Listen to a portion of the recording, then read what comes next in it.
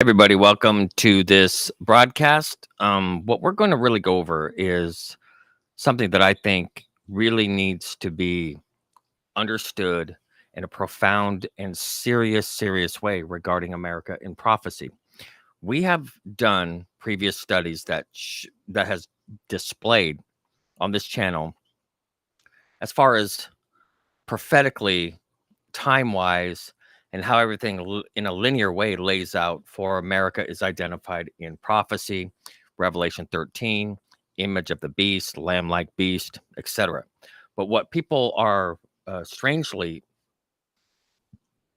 getting hyper hooked up on certain ideas of how America plays out in prophecy is my concern because they keep missing something that is so giant and so obvious and so in front of us, and we're so immersed in it that we're not really fully understanding how this is, quote, apostate Protestantism, American prophecy, and the apostasy, the national apostasy is now taking place.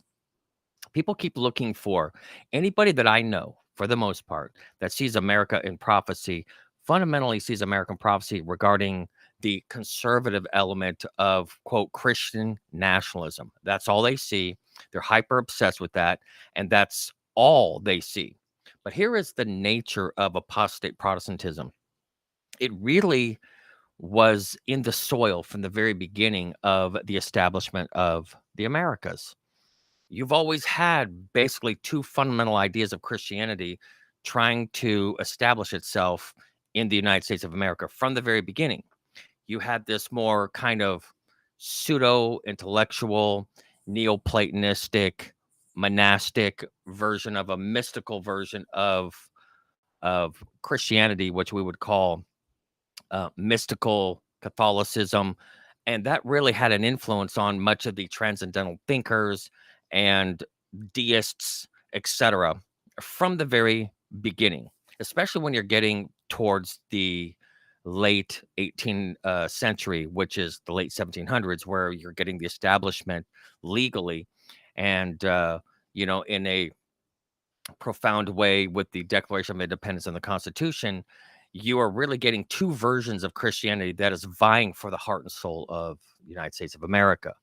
One is, as I said, is mystical.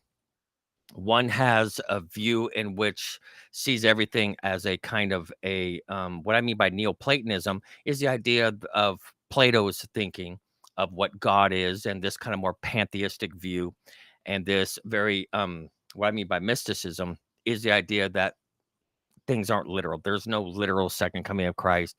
There's no literal resurrection.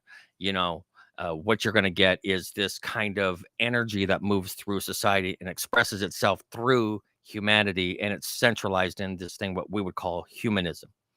Basically, the human experience, social human experience, what is realized in society, and that's where it's all quote centered. Then you had the version of Christianity in which the Great Awakenings really established, and that is the literal physical return of Christ, the literal resurrection of the dead, Christ's literal ministration of righteousness in substitution in heaven, versus what the mystics or the Neoplatonists is the realization of transformation of the human heart, and all of its biases, have been laid down, and the only real sin in the Neoplatonist mind is the sin in which we perceive distinctions, but everything is one and equal, and all things infuse itself into one pantheistic fabric of reality. These are the two versions of Christianity that were from the very beginning. And what we're going to look at here is, quote, when we're looking at the social movements today, the academic and economic kind of push for today in what we would call globalism, socialist world order, a democratic, liberal, socialist world order, etc., were all early ideas of these two versions of Christianity, in which one took a pantheistic, Platonistic view of, quote, Christianity. And so this takes a hold of America in American prophecy. This becomes the fundamental apostasy of the United States of America for, quote, a national apostasy. And because it's been a kind of a massive slow creep into this kind of now moving into high speed, people are kind of bewildered that this is just a socialist globalist world order movement, not understanding that it was from the very beginning, and you had two fundamental versions of Christianity trying to establish itself in the United States of America. Fundamentally, what you have seen is the more orthodox version of Protestant republicanism and its view that there's a literal return of Christ, there's a literal resurrection, and there's a literal mediation of Christ's righteousness in the heavenly sanctuary that is literal, and that Christ will return literally, and he'll destroy the earth and resurrect the dead, and we literally go to heaven, and then you have the process in which the wicked are destroyed literally, and you have the new heaven and new earth in which Christ recreates a new heaven, new earth. That's the Orthodox Christianity that we've come to understand is true Protestant Christianity. This other version has always been there. The Neoplatonistic mystical version, in which it looks at the human heart as the realization of these things, and its more kind of social manifestations, have always been in the very fabric of American, quote, mystical Christianity. And this mysticism is a carryover from all the German mysticism that was from the Catholics, both in Germany, but also even in France. But you had basically monastic Catholic mysticism, where you even have this, like, for example, Saint Teresa of Avila, the way of perfection. And what you're going to see that all basically versions of this form of mystical Christianity was built upon the idea of a utopian society where all are perfected in social order, all are perfected in economic order, all are perfected in, quote, a state realized perfect order, in which you will see, as we're going to go through here when we really get into our study, how it replaces Christian. It sounds like of some version of Christianity, and you're going to see when we get into Robert Owen, or when we get into, John Noyes or whatever, that this was early fabric, 1700, early 1800, calling itself Christianity, all the way into the 20th century, where you had Samuel Zane Batten and the New World Order, and this idea that really Christianity is a social order in which all varied ideas become infused into one utopian perfectionistic dream that is realized in this world through human teaching, human experience, social human movements forward into this kind of perfection of society. Now, it's not going to be very vague when we really get into it. It's going to be absolutely rock solid in our understanding that what you're seeing today isn't just, well, communism just trying to take over, socialism is trying to take over, globalism is trying to take over. This is madness. Why are they so brainwashed? Why are they doing this? This is craziness. We're losing out to communism. What you're going to find out, and we've touched on this in another study, but we're really going to lay it out in this study, is communism, socialism, the perfectionism, the utopian order of things in which all are given over to a kind of concept of social order in which there is this idyllic state of the world, is, quote, this idea in which early American Christianity saw its purpose to accomplish all over the world, that there was nothing new about communism or socialism or globalism. This is, quote, American made. Now, not ultimately, go back to Plato. You can go all the way back, and you could see that these utopian ideas go all the way back. But as far as it being something that, hey, we can do it now, we can do it as a version of Protestantism, and apostate Protestantism that's adopted all forms of mysticism and secular Platonism. But what you're going to see here is that the apostasy of Revelation 13, of a lamb-like beast speaking as a dragon, and then enforcing the mark of the beast, the number and its name, and causing the whole world to wander after the beast. This is exactly what we're talking about. This is not a vague approach to it. And hopefully by the time we're done with this study, you're going to really kind of see some things that maybe you really didn't see before. The first thing we have to establish is all of this has always been built upon the idea of perfectionism, a perfect society. All the revivals in the United States were revivaled on the idea of becoming perfected and holy and holiness movements. And this would always excite fervor of this utopian dream. And how it would be realized is the two varied. This is where one is apostate and the other is real Christianity, biblical Christianity. And so you're going to look at this perfectionism. Like some people worried about the Illuminati, et cetera, what they're called originally, the perfectionabilists. Well, why would the Illuminati call themselves the perfectionabilists? Why is all the movements of socialism and of communism this coming out of the concept of perfectionism?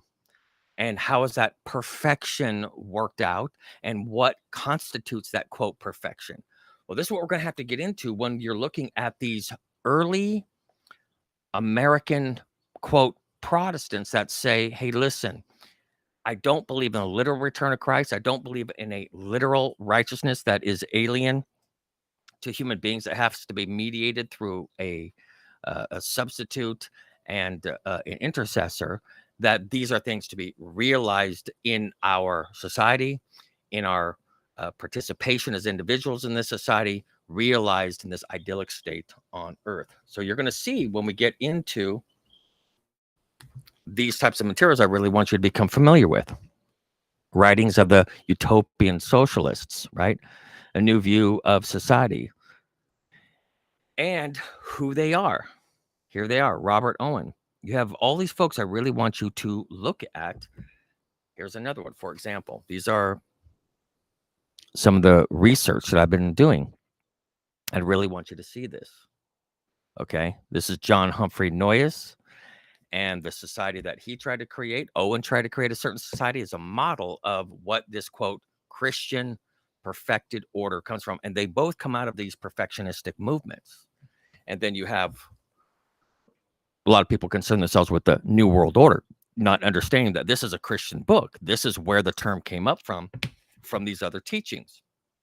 So I don't want to delay anymore. I'm just setting this up to try to hopefully establish your mind that I'm not talking about some distraction side issues. I'm not talking about something that is sentimental or novel or, some kind of a unique picadillo in which I'm kind of picking on some side things or trying to squeeze like a square into a circle. It's not even close. Like this is not very well understood by people who somehow are teaching the Bible, teaching prophecy. They're not connecting what apostate Protestantism is. And you have to understand, it really took hold post Deadly Wound of the Beast, 1798, after you had the Justinian Code now became a Napoleonic Code, and the papacy was now the deadly wound was given to it, and now this crops up out of nowhere. And this version of Protestantism, this apostate Protestantism that centered itself in this new opportunity, the city on a hill, the New Jerusalem that even the Mormons were calling the United States. This whole idea of what really Rome really wanted the United States to be. We know that Maryland and Virginia was Virgin Mary land, and originally DC was called Rome. And this was to be the, quote, center of a new world order all the way back in the, quote, doctrine of discovery days. And that's why the Native Americans were regarded as Canaanites, and it's in all the state constitutions. But we've covered that in many other studies. But what I'm really wanting to get to is we're so worried about socialism. We think it came from Russia or Germany or all that. No, it came from, quote, these industrialists during an industrial revolution really believe that the Gospels were really talking about a social world. They were studying Plato. They were studying this concept of a utopian society. And it's the time to work this out amongst human beings in a social order and the perfection that would be required to do this. And what is needed? What is the perfection that has to happen in human hearts? And their definition of, quote, perfection or social righteousness. And we're going to get into that. So I'm going to really do some reading. This is research that I put together. So I want you to follow along. And a lot of the reading is not just, I'm not pulling it just from copy and paste from a book. This is my research, and I want you guys to check it out. Okay. So here we go. Quote, so the term socialist came into use at about 1830. Really, it was coming to use in the late 1700s in this idea of, quote, a perfected society. But let's take a look. Robert Owen, he's really the father of communism or socialism. And he was a, quote, here we go, born 1771 and died 1858. He was a Welsh textile manufacturer, philanthropist, social reformer, and founder of utopian socialism. And this is in Indiana.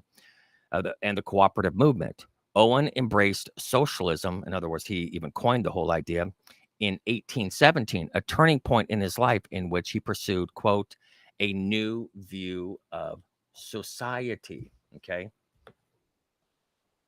A new view of society, which is what they believe was being realized in the Gospels. He strove to improve factory working conditions, promoted experimental socialistic communities, and sought a more collective approach to child rearing, including governmental control of education. That's where we get the Department of Education from, is this idea of a perfected view of the state really indoctrinating your children, because in this ideal, as you're going to see here, that the reason that they believe that the state would raise your children is the state is, quote, the deified institution.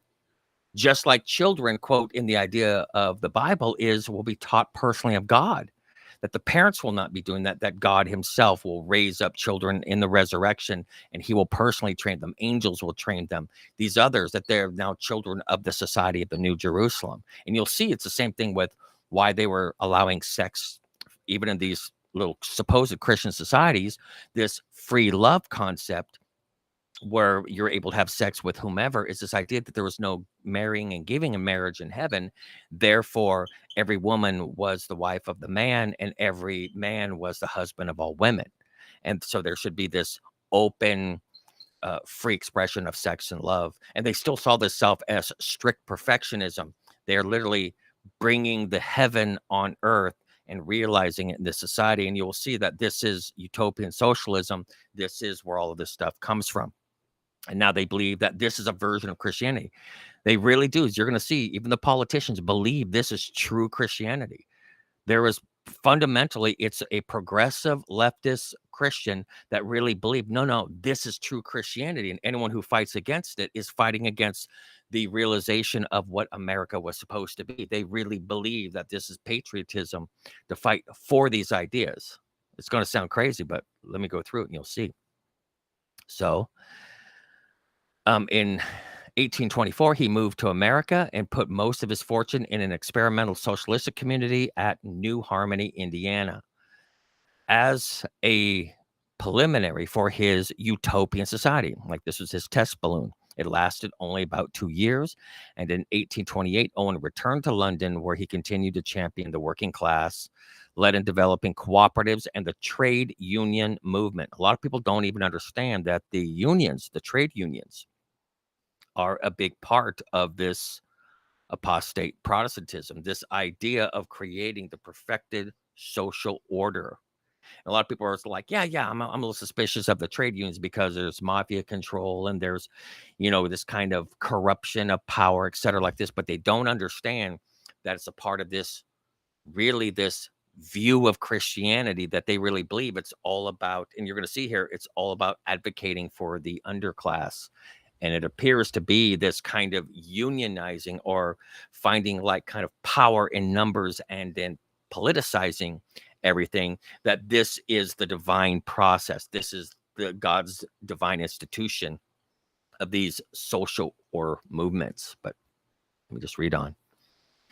Owen's biggest success was in support of youth education and early childcare. You're thinking, well, what's wrong with that? Nothing wrong with that, but I want you to pay attention to everything that was brought about. This was a version of, they really believed, true Christianity, that Christianity, unfortunately, believed in the literalism of the Bible, but it was really trying to speak of a greater social order that all other, that's Neoplatonism, all other religions were trying to bring about. And now we have the opportunity to do it through a, quote, Christianized view of a world perfected order. Owen raised the demand for, where do you think the 8 hour a day work a day is come from? It's come from this idea, because before, people worked a lot more hours.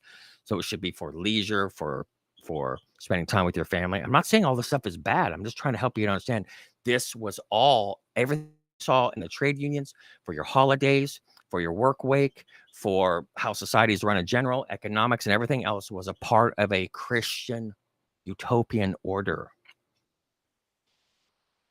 I read on. And set about instituting the policy at Lanark. Here we go. By 1817, he had formulated the goal of an 8 hour working day, and the slogan, quote, 8 hours labor, 8 hours recreation, and 8 hours of rest, came from Owen.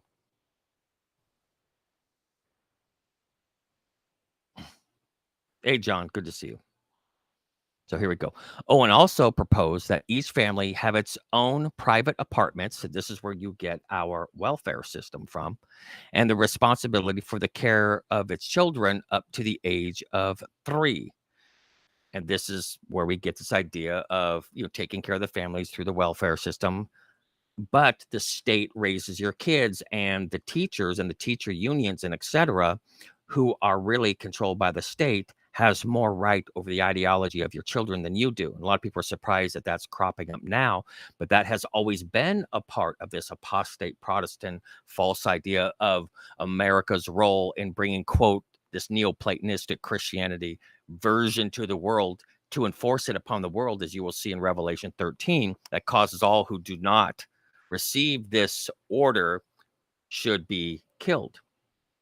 That is coming up in the very near future. I just hope you hang in there for that. Therefore, children would be raised by the community, but their parents would have access to them at meal times and on other occasions.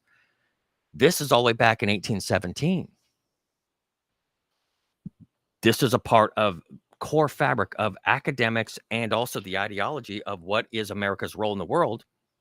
And they saw that it's this version of Christianity. What we're later going to find out in this study, that this is not different than Catholic medievalism, but it now has been rebooted through an industrial revolution. And now Protestantism is trying to put forth that as, quote, the gospel, some dominion, earthly, terrestrial gospel, in which it's brought about through political will, coercion, social institutions, etc. Yeah, it's really is Catholicism. That's why it's an image to the beast. Owen further suggested that such communities be established by individuals, parishes, counties, or other governmental units. In each case, there would be effective supervision by qualified persons. It's called technocrats, people who are more expert than you. That's why you get this kind of very sardonic, condescending view that we're the ones that know better and you don't really know. So you have to listen to us, and we're going to talk to you like little children, because we are the, quote, qualified people. We have our degrees. We've been instituted. We went through academia. I had the little tassel move from over here to over here. And so I'm enlightened. I've passed through the veil of academic kind of enlightenment, and you don't. And therefore, now that they are sensing and smelling and feeling their power, you're seeing this whole apostate Protestantism now coming out into the open more. You'll start seeing this as we go on. So, work and enjoyment of its results should be experienced communally. And that's where they were coming up this thing called holidays or holy days. Here we go. So Owen believed his idea would be the best way to reorganize society in general and called his vision the new moral world. And you'll see that it turns into the new world order or the new liberal order or the new utopian order, what or the globalism with its defined ethics and order. It is a social perfectionism. You'll see even in these societies, eugenics was played out, birth control was played out, Planned Parenthood was played out, state education was played out, the separation of children from their parents, et cetera, et cetera, et cetera. You'll start seeing all this stuff play itself out. This is all called Protestantism, but it was a neo-medieval version of Protestantism, which they believed they were realizing a kind of Plato's kind of utopian society that was very modeled after really what you're going to see is Thomas More. The ironically, as you're going to see here, it's going to be an anti-Protestant movement, but it's going to call itself Protestantism, and it really is this kind of monastic, neo-medieval, papal kind of dominion order that Satan is trying to work out through his version of perfectionism. It will always be based upon perfectionism. You know, all of the secret society stuff, it's all based on perfectionism, all the way from Freemasonhood to Illuminati to New World Order to Christian utopian orders to now fundamentally the postmodern theology seminaries, and it's all ecclesiastical, and it's all its theological views are all based upon social order and we call it social justice now. That's what they were calling it back in the medieval times when all the monastics were going about creating a quote social justice, which is now you're seeing it used very freely in Protestantism when that was once a counter Reformation Jesuit concept, and they worked through academia, through the institutions of Europe to counter Protestantism, which is liberty, independence, freedom of the will, these types of things. Okay, I read on. Owen hoped for a better harmonious environment which promoted mutual respect, love, and moral values. Who's going to be against that, right? He believed everyone would have a good education.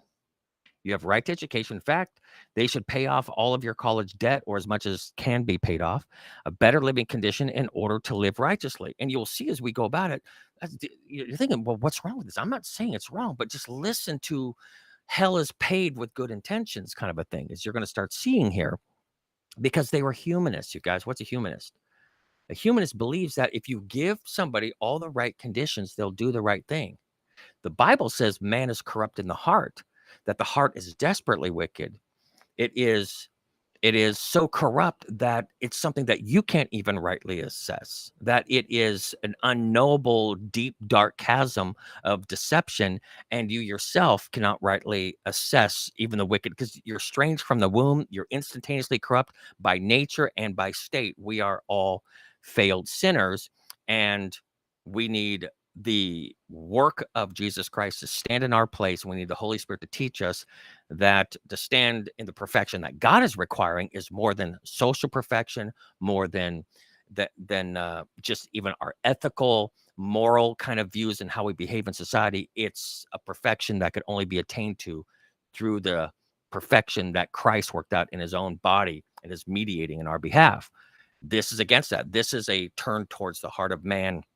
If you give man all of the right conditions, that's all if you take away the identifying people as sinners or identifying people as being condemnable based upon societal kind of norms, that if you remove that, people will be ethical and moral. And you're going to be seeing the removal of these labels, the removal of things that you would call sin in regard to heaven and the law of God. And it starts to become the changing of and laws and things that are here, in which we have now a relativistic system where nothing is truly to be judged, but to be received and embraced, and ultimately will emerge into this kind of enlightened society view of things. Check this out. Read on. Owen perceived religion as a source of fear and ignorance, And if you listen to most Christian ministers today, they themselves advocate this idea. Therefore, people were unable to think rationally if they stayed attached to fallacious testimonies of religion. So, Owen's agitation for social change is this constant agitation and social change agents that had to be effective instrumentalities to bring about this social order, along with the work of the Owenites and of its own children, helped to bring lasting social reforms in women's and workers' rights and establish free public libraries and museums, childcare, and public coeducational schools, quote, and Marxian communism, and develop the cooperative trade unions. Okay. You're thinking, whoa, whoa, whoa. This is Protestantism, you guys.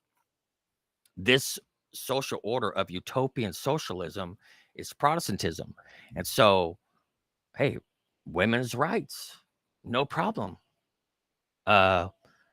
Workers' rights, free public libraries, museums, childcare, um, access to schools, should be paid for by the state. This is this utopian kind of view, and how basic Protestantism was working, saying you should be free to uh, uh, uh, you should be free to not be coerced by the government, but you should, in your uh, in your faith and trust in Christ, you access perfection through faith in Christ. They believe that was through social order, that you would perfect the social order, and that is your perfection. That is heaven on earth. But I said it's through apparently wonderful things, but this is exactly what, and this is going to be hard to describe here. Let me kind of get bigger. What I'm trying to say is you're going to see in their writings, they longed for medievalism. They hated capitalism. They hated anything to do where people were free to choose for their own best good, because the whole concept of medievalism or the Dark Ages was that there were overseers of society to create a perfect society, and those overseers were, quote, these enlightened individuals, these what they call elites or elitists, that were spiritual perfectionists, that these were perfectibles. These were the perfected people. They called them the illuminated ones, the Illuminados, the Illuminati, the ones that have the lights turned on. You're the slave in Plato's cave, and they're the Illuminados. They're the ones that have seen the light. They have the divine voice in their head. They see the big picture and you don't. And they're the ones that should be manufacturing and crafting society. And they should be entrusted with the welfare of society.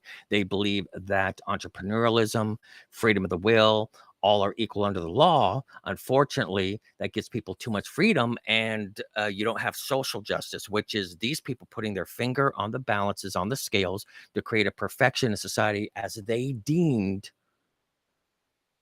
as the illuminated ones, as these gods that can see all things and that they're divine seers, as they deem to be what's right for society, that the ignorant should not have free access, in that sense, that these are the benevolent ones. And these benevolent ones are the ones that are the overseers of society, or seers of society. They're the ones who see, and they're the ones that have the broad view. And that medievalism believed that you should subjugate yourself to these people because they even have your best interest. And we called that the Dark Ages. All the persecution of heresy, all of the horrible events of the Inquisition, all of that was to create a perfect society. What you saw in the Dark Ages and the control of, quote, religion over the economics and over, a, quote, once free society, was now a pull of control, and it put an oppression shackle on human beings. So it obviously didn't accomplish the goal of perfecting the society, because people came out of Europe and came to the United States and said, we need religious freedom. We need equal protection under the law. We don't need this social justice. We don't need these overseers putting their fingers upon the scales, because this created corruption, and this created, oppression. This created, the worst conditions ever seen on earth was the Dark Ages. And for 1260 years, this world was under the pall of that. And we call it, the medieval days. And you're going to start seeing that these people long for those days again. They didn't want to see liberty and individual choice and all are equal under the law, and that you could own private property and that you could make, profits, etc. This type of thing. They believed that that was the root of all selfishness and evil and wicked. So they believed they equated Satan's rebellion, Satan's fall from heaven, with capitalism, with free will, with individualism, with free choice. They believe that that is the view of the prodigal Satan, and that all Protestantism was really Satan's prodigal journey, a road to perdition. Free will, empowering people that they don't believe should really have power, that they should kind of be controlled people. It's very fascinating when you get into this. Owen sought support for his socialist vision among American thinkers, reformers, intellectuals, and public statesmen.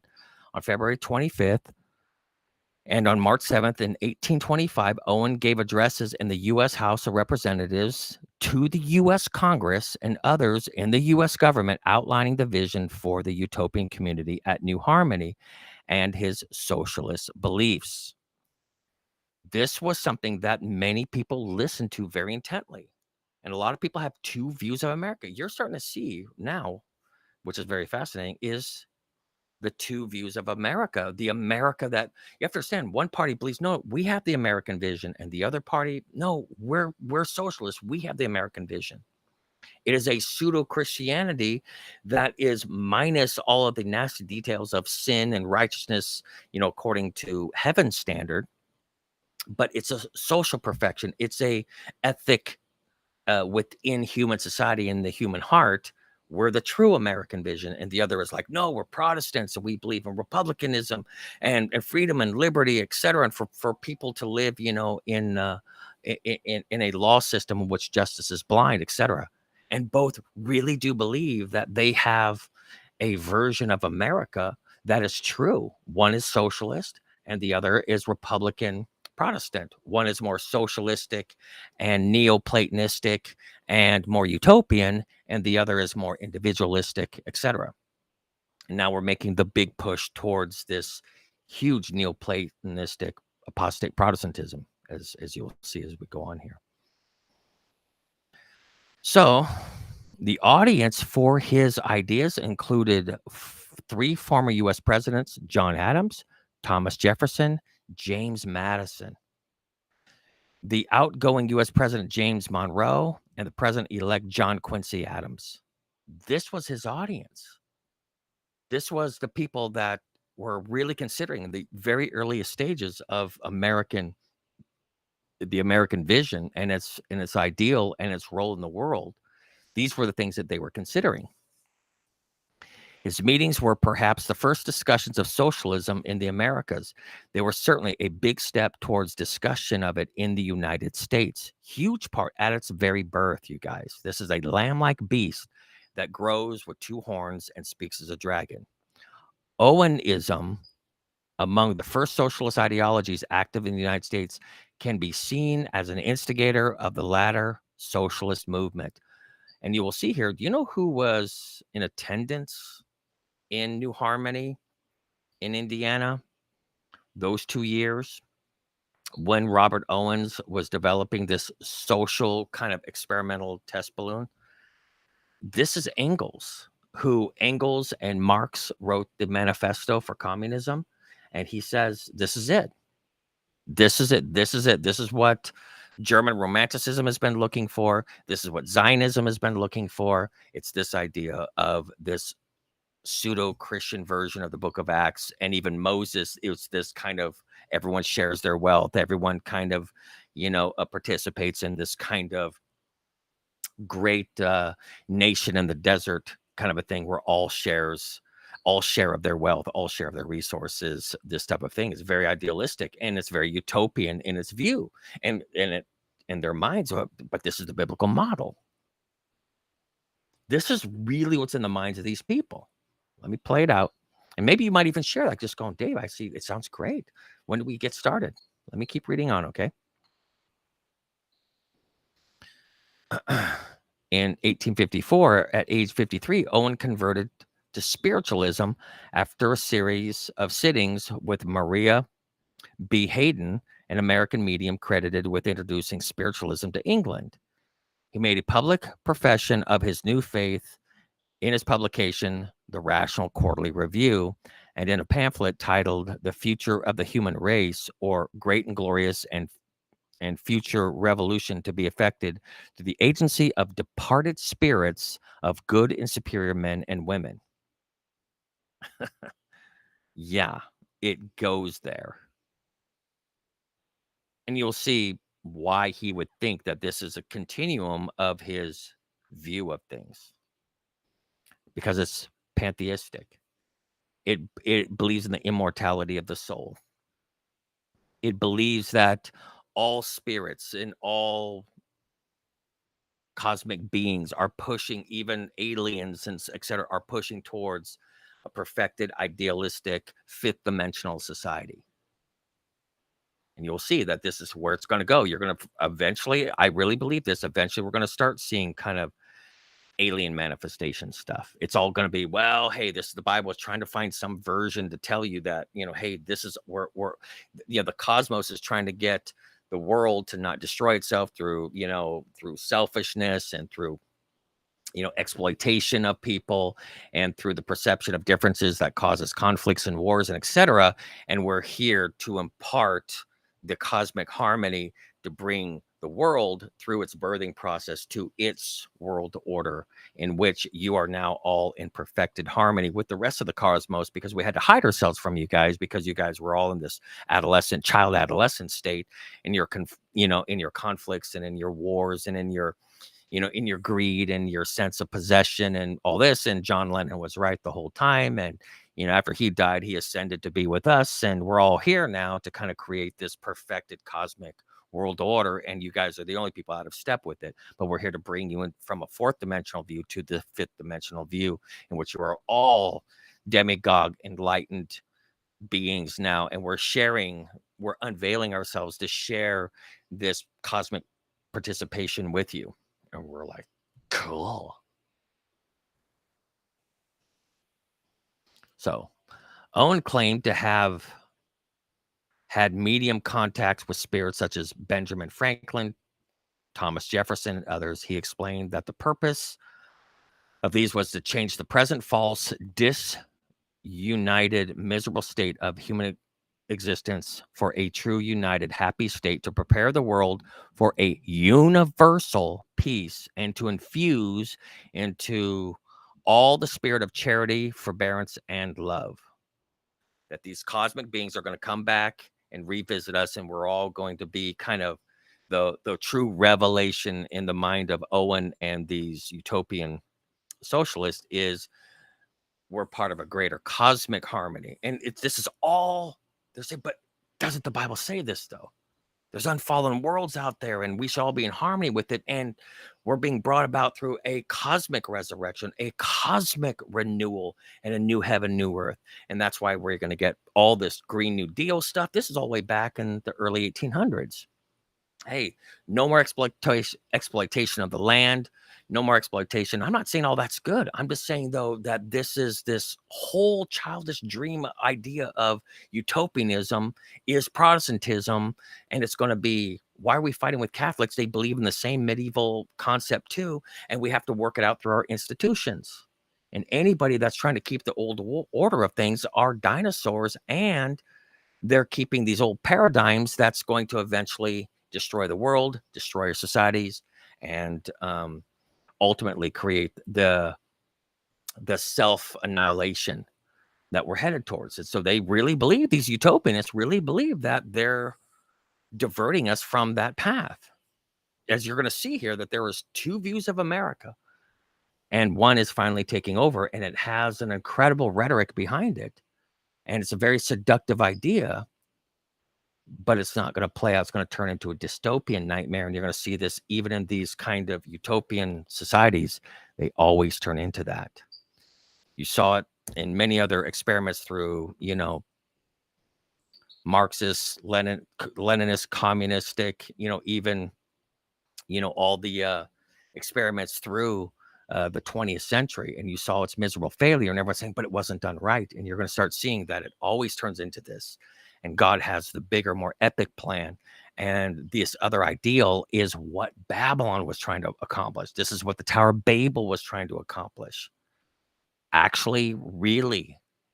And the irony is this utopianism becomes a dystopianism. It's a very seductive thing to listen to, but it's not realized in the heart of men. The men are, you know, deceitfully, deceptively, and desperately deceived and defiled in their hearts. And wickedness will take over in the most purest attempt at perfecting a society. And we're super vulnerable to it. But keep watching. We're going to really get into this stuff. We're barely even getting started. So upon his return in 1858, he became an outspoken proponent of emancipation. At the outbreak of the American Civil War, he urged the end of slavery in a letter to Lincoln, a letter that Secretary of the Treasury Salmon Chase, we get Chase Bank, said greatly influenced the president. So everyone's like, okay, well, we are seeing the beauty of America, that it's solving the world's slavery problem and everything else. And what we're going to do is resolve these issues here in. Okay, here's the idea of why it's called a new world order, because everyone's calling the United States the new world. And so all the problems of the world have basically been brought to the United States. All of its sectarianism, all of its various cultures, all of its various philosophies and its ideas were all brought to this thing called the melting pot or melding pot. And all of these Hegelian dialectics, problem, reaction, solution, thesis, antithesis, synthesis, it all accelerates the United States. So agitate all the differences, agitate all the problems, and through the conflict, even our Civil War, was this idea that it all gets resolved in a kind of a medicinal kind of a laboratory called the United States. And the end result is going to be the medicine for the world. So all these problems and all of its conflicts and all of its poison, all the toxic clashes should all be concentrated in the United States. And the resolve, the medicine for the world, a new world order will emerge from this. So why are all these things agitated? They think they're doing good. They believe that it's science. When they talk about follow the science, you guys are talking about this science, social science. They believe that there is a science behind, that there is a remedy. It's a remedial thing of what they're doing, and that is agitating all the distinctions and differences and conflicts and power structures and male versus female, black versus white, you know, clash of classes, et cetera, et cetera, et cetera, to create so much agitation that from this fomentation, a social, ideological medicine comes out of it. And it's an order that will be from the new world, a new world order in which there is this kind of golden dawn that emerges from all this. It's a medicine for the world. And they really talk like this, and they think like this, and they process like this. This is something that they really believe is what America's purpose is, that the purpose of America is to create this kind of global medicine. And it's going to be through this Hegelian dialectic, this process of disease and reaction to the disease, and there's a cure. And you keep doing that until it's a refined process and you have this perfected society. They talk like this during the dinner conversations. The Rockefellers, the Kennedys, all these elitist families all talk like this. They really believe that we're a part of this grand cauldron in which they've even released what?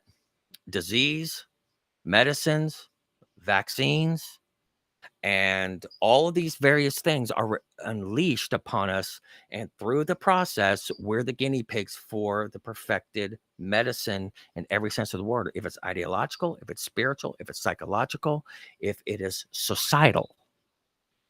That's what they believe the real science is. It is a Platonistic science. It's Plato's body. The sick body is society.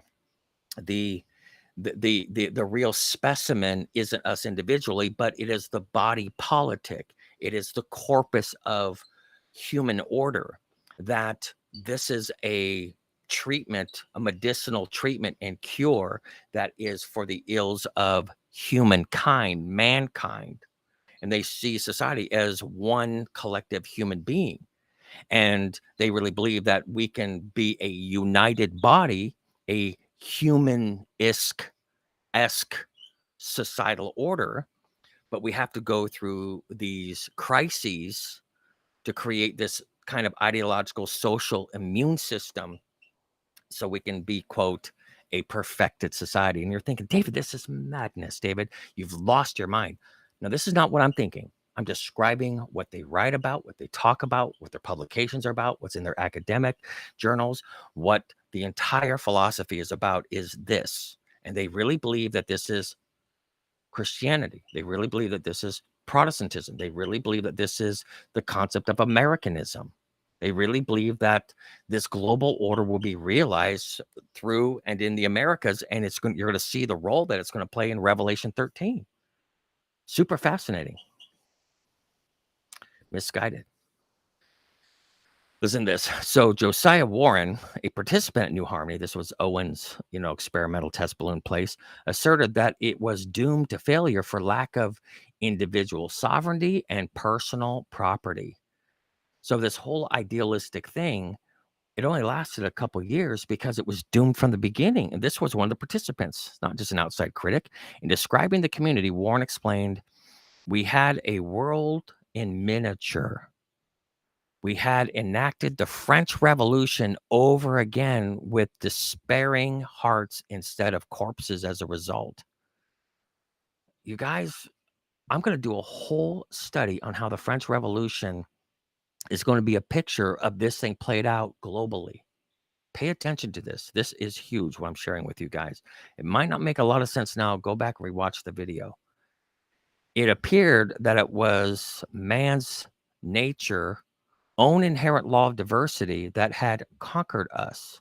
Our, quote, united interests were directly at war with the individualities of persons and circumstances and the instinct of self-preservation. As Owen grew older and more radical in his views, he died penniless apart from an annual income drawn from a trust established by his sons in 1844. So what you see here is you're going to keep seeing is it sounds great. It sounds like you should let your guard down and let this beautiful experiment happen. It always inevitably turns into a hellscape because it's not factoring in the realities of truly our condition pre-resurrection. Here we go. So the Oneida community, we're going to get into here. This is all American. The Oneida community, also called perfectionists or Bible communists, utopian religious community that developed out of a society of inquiry or inquisition. Protestantism, believe it or not. Established by John Humphrey Noyes and some of his disciples in 1836, right around, it's all this early 1800s, post 1798, 1776, deadly wound to the beast stuff. And he organized a group of what's called Bible communists. You have to understand, this is early 1800s. Communist was something that Christians came up with the idea. We're a commune. We do things as a community. Bible communism and science, and he wrote these books, okay, called Bible Communism in 1848, Scientific Propagation. They believed it was a science, a social science, 1878, and History of American Socialisms, 1870, an investigation of utopian communities in the United States. This is early on. In 1831, when he was 20, Noyes was influenced by the preaching of Charles Finney. Wait a minute, David, that revivalist? The Second Great Awakening revivalist? Yeah, okay, now check this out. What you're going to see here is in the early 1800s, where you had the Second Great Awakening. In the 1700s, you had Jonathan Edwards, etc., this First Great Awakening. The Second Great Awakening was the concept of the return of Christ and being perfect at his return. Well, at the excitement of Charles Finney and the excitement of these revivals, what you had here was, okay, Christ is not returning soon. The Millerite movement came out of all of this whole idea that Christ is coming soon, that all these prophecies are being fulfilled, that Christ is going to come to the world and, he's going to destroy the world and resurrect the dead and then translate those that are standing. Well, when that time had passed, they believe, well, okay, that was that we were wrong in our views. So two different views really started to separate in the United States. This is huge to understand this. There was the Advent people that still believe that it's a literal return of Christ coming, that it is not what they had predicted in time prophecy, that you cannot put it in time prophecy, but there is the literal return of Christ. He is going to literally destroy the earth at his presence with the glory of his coming, and that there is going to be a literal resurrection of the dead, a literal translation of the righteous, and a literal destruction of the wicked, and a second resurrection 1,000 years later, in which all will be judged and then made accountable before God, destroyed, and then he'll create a new heaven and new earth, and then Christ will live with man on earth throughout all of eternity. That would be the Advent, the Second Great Awakening, still people believing in a literal biblical version of eschatology.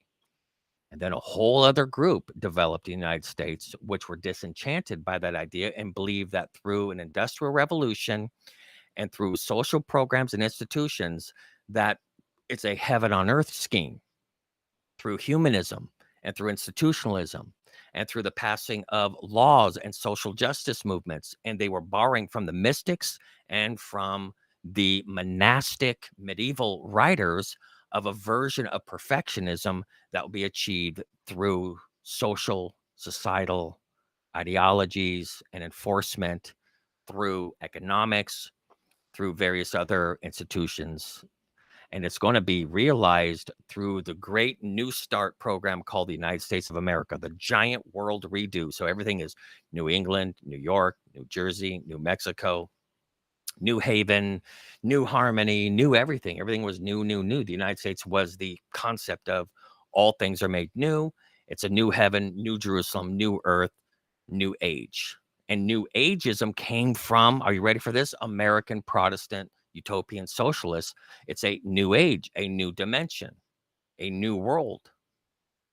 And this industrial revolution and the social revolution that would come from it, and the change of social orders and the equalizing of all people, all things, and making everything of no distinction whatsoever, is going to be the future utopian order of things.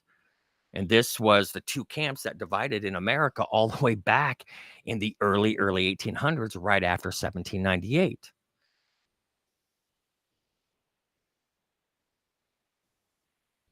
Second Great Awakening, who influenced Neue's conversion, advocated the idea of Christian perfectionism, which he believed in, but watch how it plays out, that it was possible to be free from sin in this lifetime. And he had a very mystical view of that. Noyes underwent a religious conversion. Quote, my heart was fixed on the millennium, which he believed was now and today in society through a slow progressive process. I resolved to I resolved to live or die for it. Noyes later recalled, but after 1 year of studying law, he was swept up in the religious revival of the evangelist Charles Finney, decided to become a minister. His acceptance and preaching of the doctrine of perfectionism, the idea that after conversion, one was free from all sin. And he really believed in this perfectionism. It's all the perfectibilists and all the mystics believed in this utopian social order that was to take over the world. Well, he was going to enter into an American industrialist Protestant social version of this. You're going to see this. And this is where you're going to see where all socialism and communism was birthed from an apostate Protestant view in the Americas, folks. This is sad news for a lot of people, but you're going to have to wake up to it. It was there that Noyes first enunciated his belief in perfectionism, the idea that's possible, right? That all be free from sin, the religious conversion, and willpower. Noyes declared himself free from all sin and in a state of perfection. This is where you get instant perfection. This is where you get this Methodist perfectionism that have this perfected state. So this is where you're going to get, okay, you're going to see here when we're going to get further into all this stuff, you guys. This is where he never, and people of this ilk, of this utopian socialist order, never believe that what they do is wrong. Even if they're wrong, they're right. I mean, it fed into solipsistic narcissism. And you're going to see here, and these grandiose schemes that you can do no wrong because you're already yourself a perfected, and your ideas are perfected, and your ethical vision is so perfected that you can do no wrong. So these are people that could never admit to wrong. They could never say, well, I'm wrong, because they really, in their mind, were already perfected. Even their selfishness, their wickedness, their own spirit of exploitation and hypocrisy didn't at all annul the perfection that they were. Because it's like kind of like the papal idea of ultramontanism, where they believe that they were infallible, that they believe that, yeah, we may have done some wicked things, but there was an ultimate bigger purpose for it. So ultimately, the institution of Catholicism through the papal order isn't really fallible, because even in our mistakes, they're not mistakes, but these are opportunity and crises for change, for revolution, for new development, for new growth. And so even our quote short-sightedness is still a perfected state, in which maybe we have killed a bunch of Waldensians, or maybe we had burned a bunch of good intended people at the stake for producing the Bible, but didn't it ultimately play into a bigger, more wonderful thing? And so these quote perfectionists already believe that they're in that state, so you'll never convince them to own their stuff. It is a bizarre Phariseeism, where they believe that they could never be wrong. Even their mistakes were good mistakes. Even profoundly destructive, short-sighted choices, because they're perfected, because they, in their mind, are ethical, because they are these enlightened people that, because we're thinking, don't these people see what a mistake it is? They're saying, yeah, but it is a part of our perfection that we make these godlike quote mistakes. Did God make a mistake by creating man? Did God make a mistake by creating a devil? Did God make a mistake by, why did he destroy the world by a flood? He said he repented. He made a mistake. Well, we're divine beings. Our mistakes are still part of a perfected state. So why should we be apologizing or repenting because of anything? David, come on. They don't think that way. Oh, yes, they do. Oh, yes, they do. It's a beautiful place to think that you could never do wrong, huh? False righteousness. He began to argue with his colleagues that unless man is truly free of sin, let's see what his version of sin is, then Christianity was a lie, and that only those who are perfect and free from sin were true Christians. The birth of social hypocrisy and the imputation that everything you do is perfect. This internal religious crisis brought about a new religious conversion within Noyes, after which he began to proclaim that, quote, he did not sin. And you're going to see this man was sinning all over the place, you guys. But it's a new interpretation of viewing yourself as deified, a false religious experience. Noyes maintained that because he had surrendered his will to God, everything he chose to do was perfect, because his choices, quote from him, came from a perfect heart. Oh, wow. Wow. Never, never give this kind of ammunition to a narcissist, you guys. Think he'll ever repent? Even my bad decisions came from a perfect heart, and my good intentions I worship are good intentions. Noyes claimed that his new relationship with God canceled out his obligation to obey traditional moral standards or the normal laws of society. Exception to the rule-ism. You guys, are you reading this? Can I read this again? Noyes claimed, and you're going to see that this is the American socialist view of its concept, that its heart is perfect, its intentions are perfect, and that's all you need is good intentions. And no matter what you do, no matter how short-sighted or destructive it is to other people, your new relationship to God canceled out your obligation to obey even traditional moral standards. Everything's an exception to the rule or the normal laws of society. Well, It's okay for us to burn down buildings. It's okay for us to attack people. It's okay for us to dox people. But because we have good intentions, we're on the right side of history. We have good hearts. We have perfected hearts. So our evil isn't even evil. It would be evil. Even your good is evil in our mind because you don't have the intentions we do. You're not perfected like we are. So don't call us hypocrites because, quote, moral standards or normal laws of society and traditional views don't apply to us. We're spiritual beings. Antifa.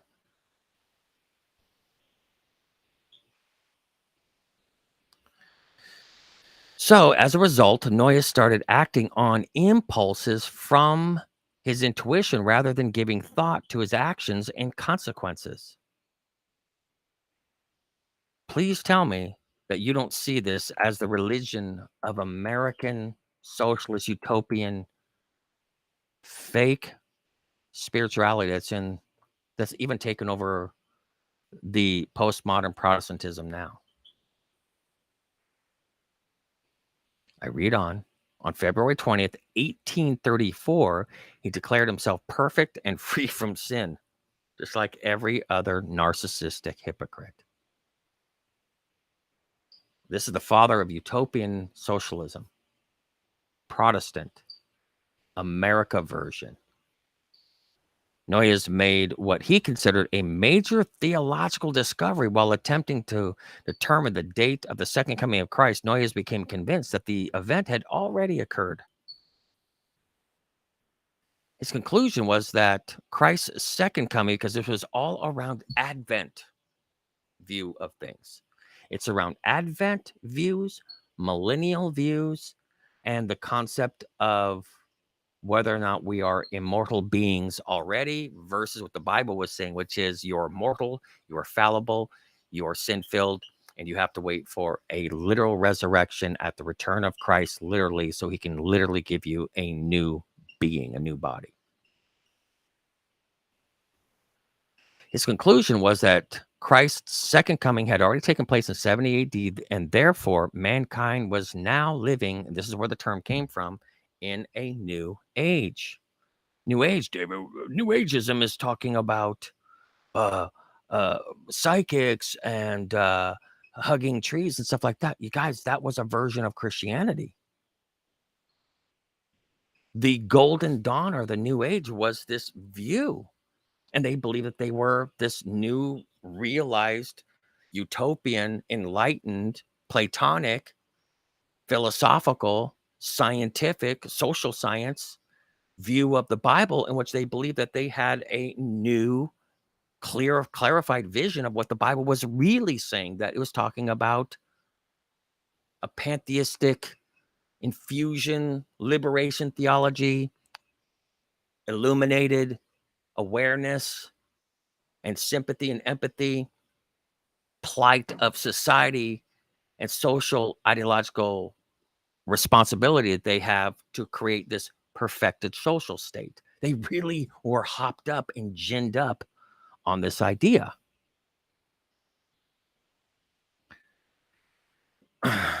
So he became convinced that the second coming of Christ was not an event of the future, but had already occurred within a generation of Christ's ministry on earth.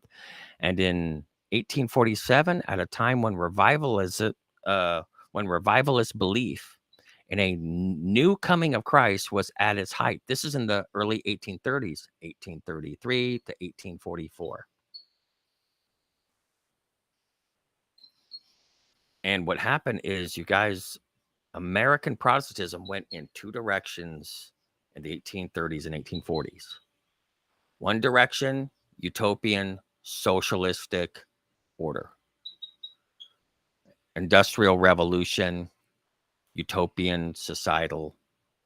Everything was a mystical version of resurrection. Everything was a mystical version of a New Jerusalem. It's a mystical view of the millennium. And that the New Jerusalem and the perfection and the illuminated state of being a new creature and a new heaven, new earth is already being realized through a progressive process of chrysalis, of worm, cocoon, butterfly, dialectic. And then you had the other version, which is like, no, Christ is delayed his coming. It's literal, it's physical. He's returning. The world is going to be in rebellion against Christ. He's going to destroy the world, and he's going to resurrect the dead, literally, translate those that are standing, literally. And then there is 1,000 years with Christ, and then there is a second resurrection. And Satan, his angels, and the wicked are all destroyed in a lake of fire, turns to ashes. And then he creates a new heaven, a new earth, literally in 6 days, literally in front of our eyes, not through. So what you started getting through like Charles Darwin, and you started getting through this whole other process, is this idea of it's a progressive process. It was only speaking in metaphorical terms of process theology, the whole romanticism, this idea of the urging of the divine will through social movements, through an intuitive process, like you saw with Noyes here, that I have a perfect heart and I'm listening to the angst of intuition. And it's this, the scripture no longer is really relevant. It's the goodness of my heart and my impulses. And this idea of really attacking the social ills is the perfection that we're seeking in this divine catharsis. So Noyes claimed that the Spirit of Christ had earlier returned to the earth and now entered into his group, their special illuminated group.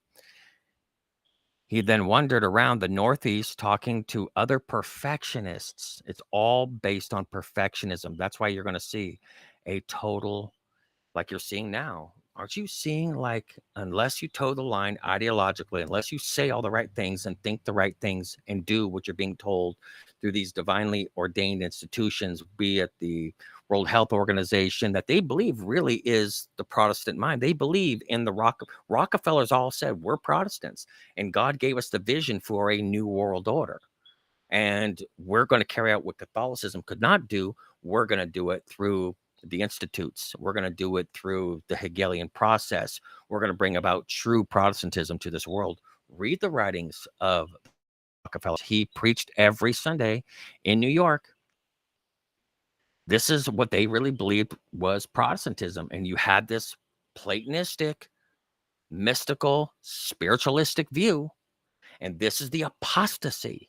And it's so big and it so encompasses our reality while living in America in these times that we don't even see that we're swimming in it, that we're fish in the ocean of this apostasy.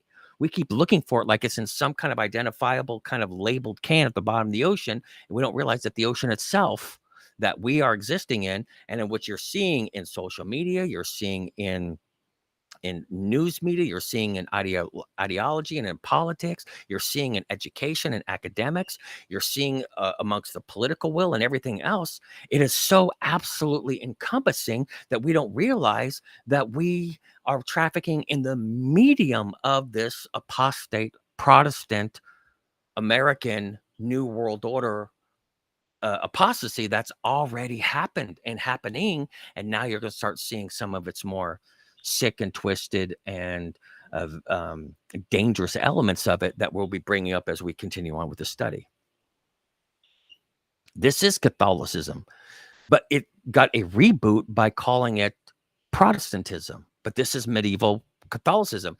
So it's no longer medievalism, it's just called neo-medievalism. And anybody that studies social science is now calling it neo-medievalism. We haven't broke away from medievalism.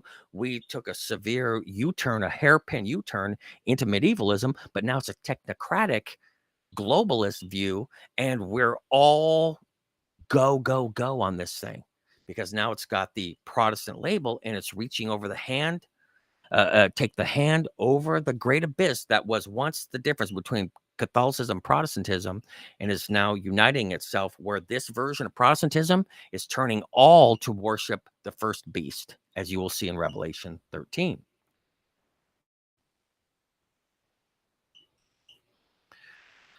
So he turned to other perfectionists. That's how you're going to become a perfect Catholic. They're all perfectionists. People out think, well, Catholics aren't perfectionists. Oh, yes, they are. Read their doctrine. The Eucharist is for perfectionism. And to social reformers, because they're one and the same. A lot of people just they didn't understand, like, okay, real quick. I just want to kind of share this with you guys. Look at this. Perfectionists and social reformers. When I was trying to warn people for the last 20 years, saying, listen, the the conservative perfectionists and the liberal social reformers are the same creature. They're saying, no, they're the polar opposite. One is more loving, accepting, and validating, and the other is more rigid and rule oriented and stuff like that. You don't understand. The perfectionists and the social reformers are the same being. It's just the means in which they get there that you think are different. One you think are more stoic and monastic. They're restraining and they're very self-disciplined and they're very rigid, and the other is more loving and accepting and validating and affirming and non-judging.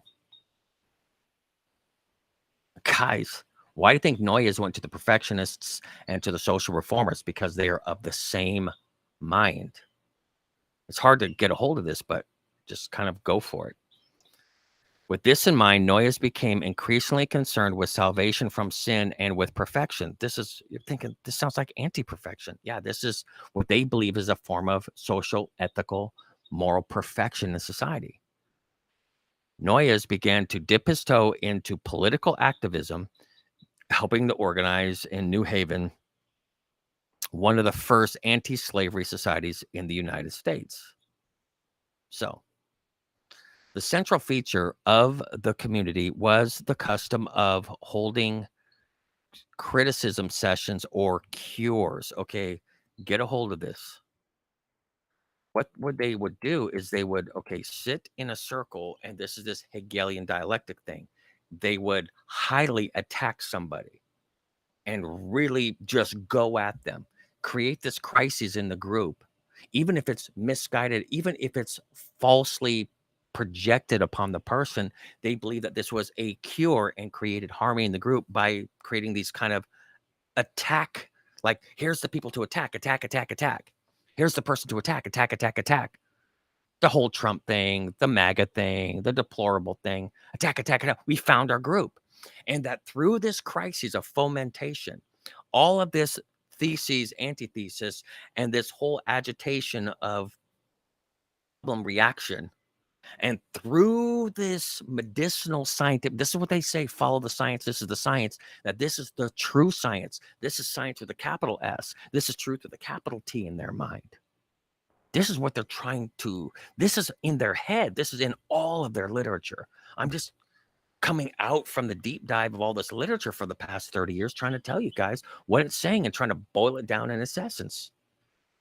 And what I'm sharing with you is exactly what its essence is. They really believe that these kind of little society that was created where you have this called criticisms or quote cures. And what it is that they believe that this crisis produced a peace and a harmony and a fear to come outside of conformity, because they saw what happens if you're non-conforming, that people just said, hey, it's not worth it.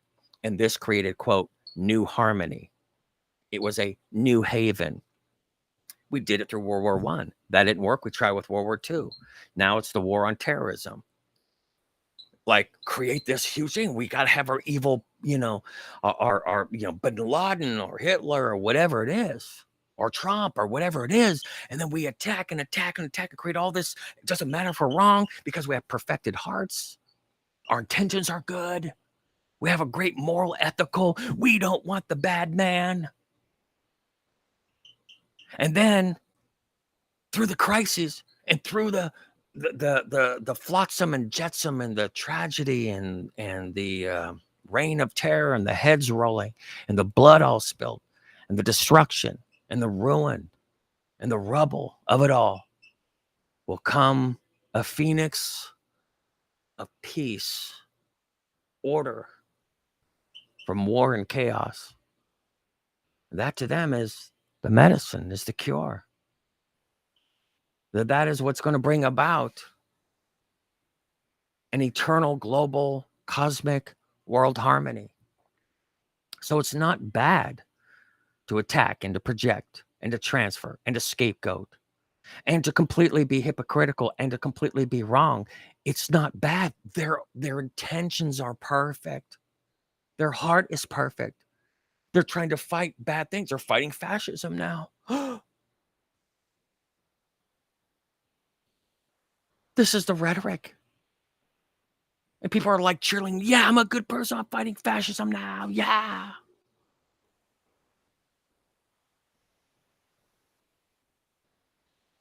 And so they're beating their chest on their righteousness because they have perfected hearts. So let's go back to the custom of holding criticism sessions or cures. For those subjected to criticism, it was a nerve-wracking ordeal, yet the sessions probably had some therapeutic value as a means of releasing feelings of guilt and aggression in themselves. It was a form of purging, catharsis, scapegoating. The criticism sessions were also a shaming technique. Don't think like him, orange man bad, or whatever it is, that enforced social control. Please tell me you see it today. And were a highly successful device for promoting community cohesion. This is the science they're talking about. They're not talking about laboratory science, folks. They're talking about the ultimate body, which is body humanity, body society, body politic. So what did they do? The community was organized into 48 departments that carried on the various activities of the settlement, and these activities supervised by 21 committee things. And in Russian, that's where you get the word Soviet from. Soviet means these community organized groups, and there was a Soviet Union. That there was a union of these, quote, little communities. Soviet means community, little community. It was a experiment in global Protestant Christianity, they believed. But it was really neo-medievalism, old world Catholicism, but with a new industrial edge to it and a global economic vision that was behind it, calling itself Protestantism. Now listen to this. This was back in the early 1800s. This was this Christian socialism. Quote, the women worked along with the men. You see the push for all this stuff now, but it's the rhetoric. They're using the playbook for all of this.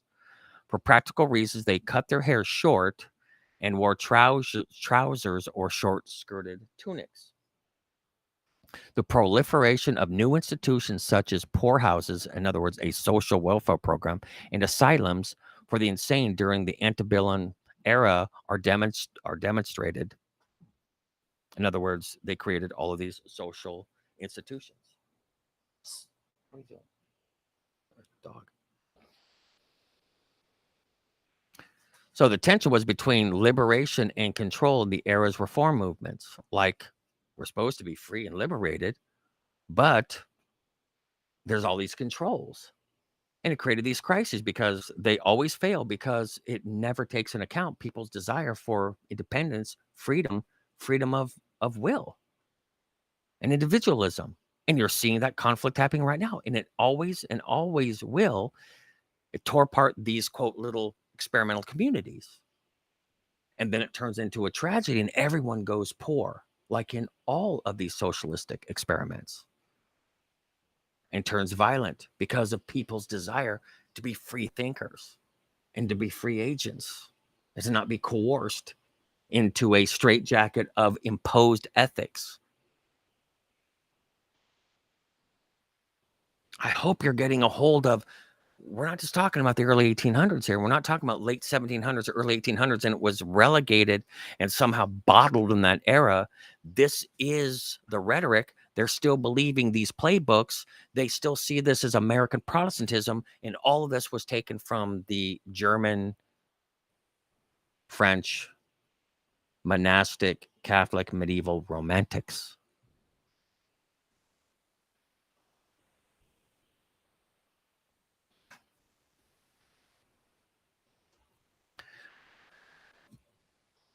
Hold on, let me see.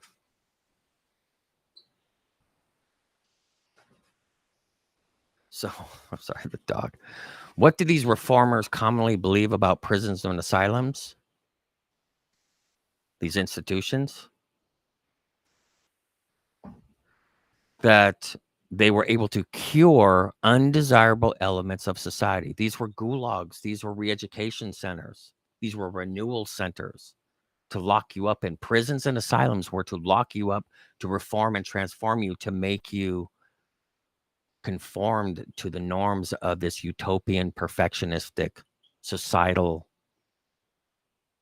behavior and thinking, where people's characters could be transformed, hope to show that manual intellectual labor could coexist harmoniously. And so the New England transcendentalists, such as all the American writers at the time, were on board with this. And all the academics are starting to climb on board with this. And this is like, you guys, this is what, 100 and how many years ago? 60 years ago?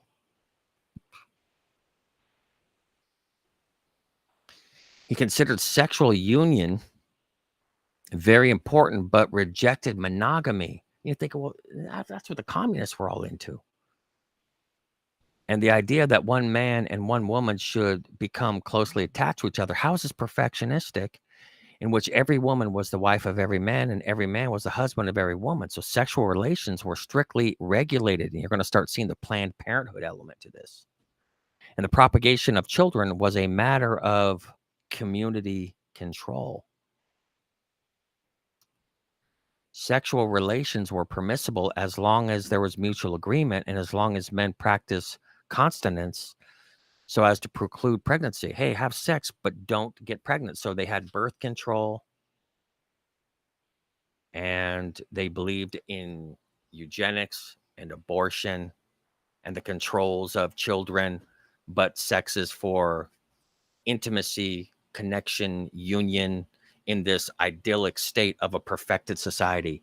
They believed that there was no marrying and giving in marriage in heaven, that there was no birth of children. Therefore, the heaven on earth is that you're not constrained by those things. You have sex for pleasure, but not for procreation. Any procreation is going to be regulated by the community. So they planned everyone's parenthood. This is not a joke. I'm telling you, this is where all of this ideology comes from. It doesn't just come from out of the blue. It came from this version of an apostate Protestantism that wanted to be a perfected social regime to be realized in this earth. And it turns into a dystopian hellscape.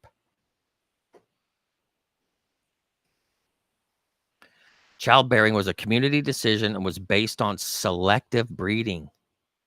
Those who were to produce children were carefully chosen and paired. You guys, they saw this as Christianity. Don't forget that part. One of the most controversial approaches was in Oneida, New York. This is kind of what I'm telling you about here, where the community's founder, John Humphrey Noyes, right here, the father of socialism, communism, Robert Owens, Edward Bellamy, Charles Fourier,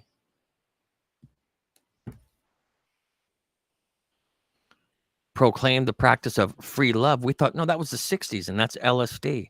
They really believed, like in the Rockefeller Foundation, stuff like this. It was through this pharmaceutical process of healing, of making sick, making better, making sick, making better, what was called, it sounds sad, but it's the idea of Plato believed that. Plato, he called the pharmacon, where we get the pharmaceutical industry from.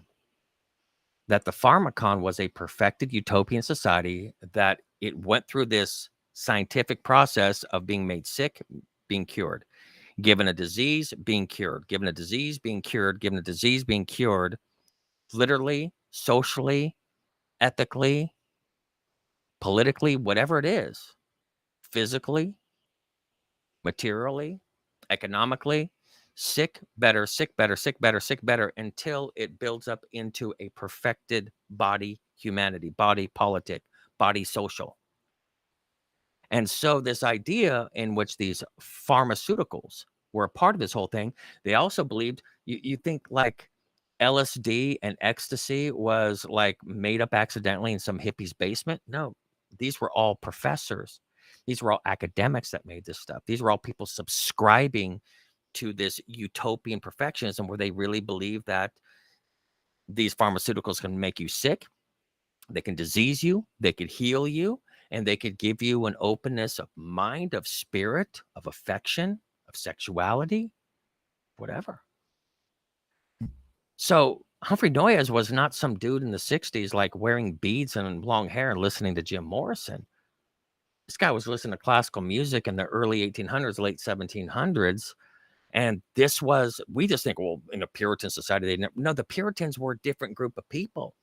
This was the new version of Protestantism because of the great disappointment that Christ supposedly didn't come in the early 1800s. Therefore, it's going to be realized through this whole utopian perfectionistic society in which these thought leaders really believed that these were perfectionabilists, that these were illuminated.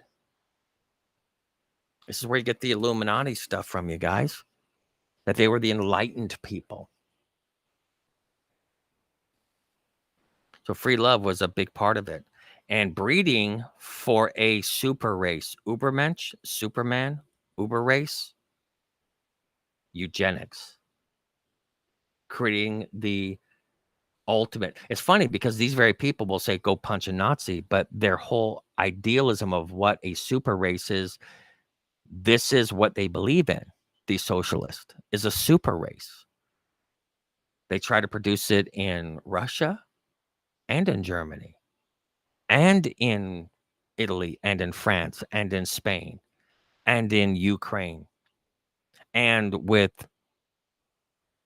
Jeffrey Epstein. He was a geneticist, you guys. He was somebody that was the trafficking of people. These were breeders for a grand illuminated state of these perfectionabilists. Why do you think all these top stars were all a part of this stuff? Because they were really believing that we're moving into that new society and they wanted to progenerate themselves into these kind of, that's why a lot of these girls were all like Ukrainians and all these people that they actually thought were of a more higher order. These were all people scoped out genetically.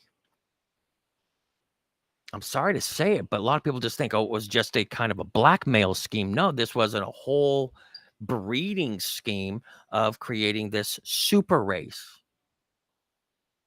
this worship of intellectualism and all these kind of genetic purity kind of a stuff. This is what these people were shooting for. Real socialist Nazi stuff. But they would never call themselves a Nazi. They're too busy calling you a Nazi for being, quote, a regular, good old American Protestant. They have no problem projecting all this stuff because they believe they're already perfect. They don't have to repent of these things.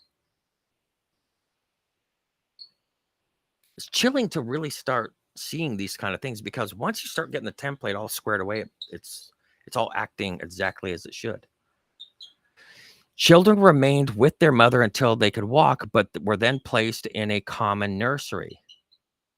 And they were indoctrinated by these teachers. The community's practice of birth control meant that for many years, the birth rate was low. And that is even a problem now. Even Elon Musk and other people are saying, hey, we have a low birth rate problem. Because why? Because of this concept that we've been practicing. Any children born into the community were raised by the community. Why do you think what's going on now with the school boards and their mentality? And they're thinking, where do these people come off with these ideas that they have right to our children when we don't? We're just these stupid knuckleheads. But these people are the thought gods, the priest gods for our children. Any child born in the community were raised by the community and not in the tradition of a family. This came from, you guys, don't lose track. This was American utopian Protestantism, sharing in old monastic views and hitting a reboot with a new industrial revolution and its transcendental kind of idea that, oh, this can all be realized through a new American version of it. A lamb-like beast speaking like a dragon. I read on. Socialism, social and economic doctrine that calls for public rather than private ownership or control of property or natural resources. According to the socialist view, individuals do not live or work in isolation, but live in cooperation with one another. Furthermore, anything that people produced is, in some sense, a social product. Why do you think there's all this looting? Oops, I'm sorry. This is what I was reading from. Social economic doctrine that calls for public rather than private ownership, control of property or natural resources. According to the socialist view, individuals do not live or work in isolation, but live in cooperation with one another. Furthermore, everything that people produce is in some sense a social project. And we just think, oh, just a bunch of dumb, uneducated people. They're going in and stealing from, Walmart and Target and Home Depot, and they're just kind of coming in with these smash and grab kind of crews and stuff like that. You have to understand, they've well heard the inculcated propaganda message around, hey, listen, who is more indoctrinated than people who have heard this rhetoric endlessly, that all things that were produced, you were exploited, and therefore you had a right to it. That reality is that there is no such thing. Private property, private possession of anything is theft from the social ownership of all things. And everyone who contributes to the production of a good is entitled to a share in it. Society as a whole, therefore, should own at should own or at least control property for the benefit of all. So let me keep reading on. This conviction puts socialism in opposition to capitalism. The grand evil in their mind of this apostate Protestantism is capitalism. They will constantly, endlessly speak that the true evil in this world is capitalism. Not that it liberates, but that it is evil personified in society, which is based on private ownership of the means of production and allows individual choices in the free market to determine how goods and services are distributed. Remember, they're seeing this as Christianity in this new world called the Americas, and they believe that these are transcendentalist, utopian Protestants with these stars in their eyes. Socialists complain that capitalism necessarily leads to unfair and exploitative concentrations of wealth and power in the hands of a relatively few who emerge victorious from free market competition, people who then use their wealth and power to reinforce their dominance in society. As socialists see it, quote, true freedom. And that's why these people that you're thinking, oh, these people are just a bunch of liberal commie pinkos that don't believe in God. They actually believe that, quote, they're the true Americans, that they believe in true freedom, true liberty, true justice, true fairness, true Christian love and brotherhood, and the advocacy for the underclass is coming from them. The American Protestant, Neoplatonistic, neo-medieval, postmodern, socialist American, they believe that they're the true Christians, that they're realizing the kingdom of God on earth, and that you are the deceived capitalist with some dinosaur idea of Christianity, and that they are doing you a service by disenchanting you of your, quote, how they perceive you as being selfish and individualistic, and that you're the one that only thinks about your own welfare. The irony is, you guys, the people that are conservative, people that are family oriented, they're the ones that give to all the charities. They're the ones that do the charitable acts. They're the ones that fund the charities. These people that really see themselves as beautiful perfectionists, that they're already there, these utopian perfectables, virtually never contribute to these things. Irony. Anyway, caveat. As socialists see it, true freedom and true equality require social control of the resources that provide the basis for prosperity in any society. Karl Marx, Frederick Engels made this point in Manifesto of the Communist Party.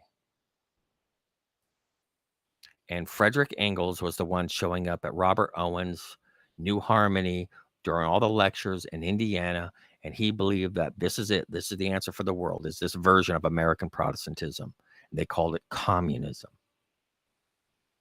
Some socialists have thought that almost everything except personal items such as clothing should be public property. Is that what Klaus Schwab is saying in the World Economic Forum, who is clearly a Nazi and sees himself as a globalist and a socialist and a utopianist? That you're going to not have ownership of anything and you're going to be happy. You're not going to have private property. You're not going to own anything but maybe the clothes on your back, if even that. And that you're going to find this utopian, euphoric, brotherly love and the sharing of all things. And we're going to reach this perfection society. That's called the World Economic Forum with Klaus Schwab, whose father was a hardcore Nazi. You think this is not Nazism? This is the manifestation of Nazism, was always global. Nazism wasn't national. It bore the name as some temporary kind of an appeasement. Why didn't it stay within its own borders? It was looking to evangelize the entire world. I'm sorry to disrupt a socialist brain right now, but that's a fact. It's two sides of the same coin. Fascism, Nazism, socialism, communism are the same thing. And they believe that they are a new industrial age version of Christianity.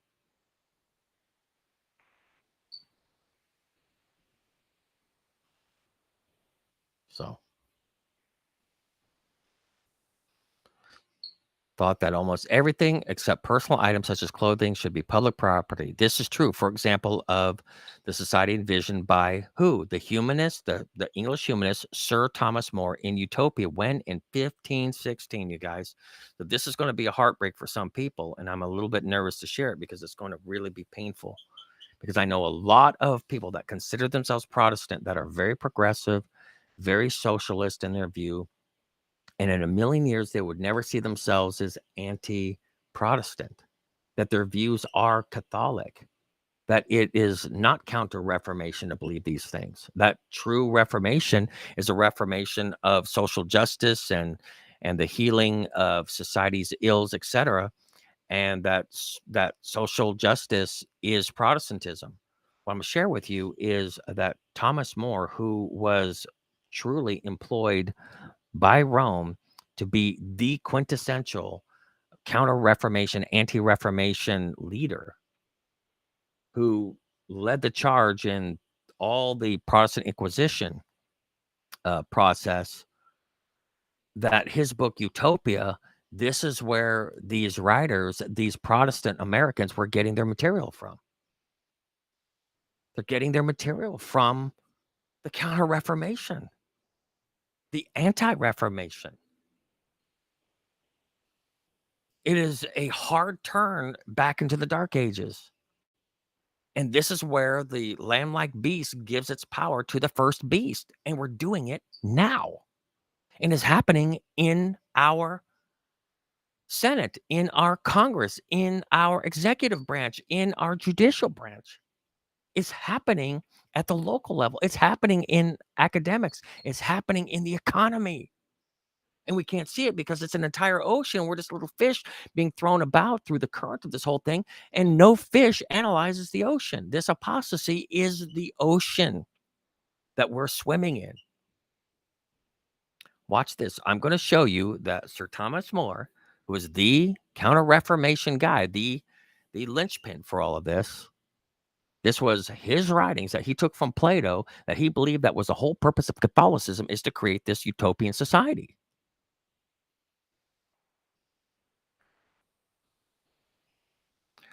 More may have used monastic communalism as his model, although other concepts he presents, such as legalizing euthanasia, remain far outside of the church doctrine.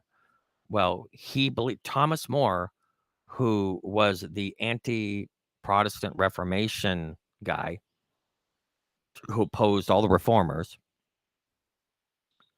believed in euthanasia, eugenics, birth control. When? In his book Utopia of 1516. That's right around the supposed discovery of America, 1492.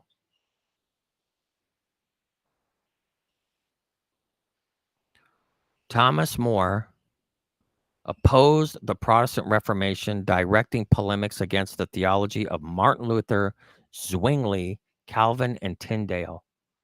You guys, this utopian vision of Christianity that is terrestrial, earthly, political, economic, and social is not Protestant at all. Even the lingo of social justice is all medieval monasticism of the Counter Reformation. And I know that there are people that would just have to close their ears and run away because they will not believe this. And it's true. Thomas More supported the Catholic Church and saw the Protestant Reformation as heresy.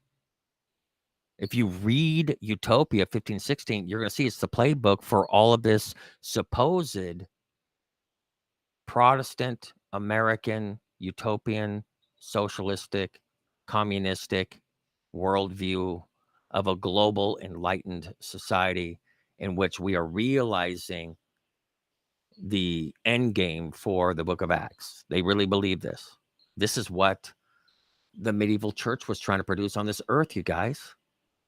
It was called the Dark Ages.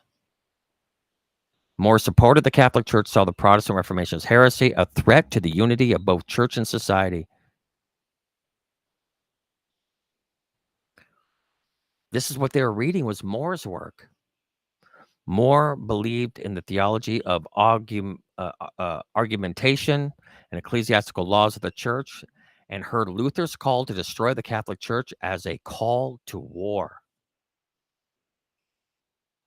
And these American Protestants really believe that taking on the charge of Thomas More, and they're going to war with biblical Christianity, true Protestantism, and the true American experiment that is now turning into a neo-medieval realization. The lamb-like beast with the two horns is now turning the entire world to worship the first beast through its Protestant apostasy that is now a mirror image to medievalism.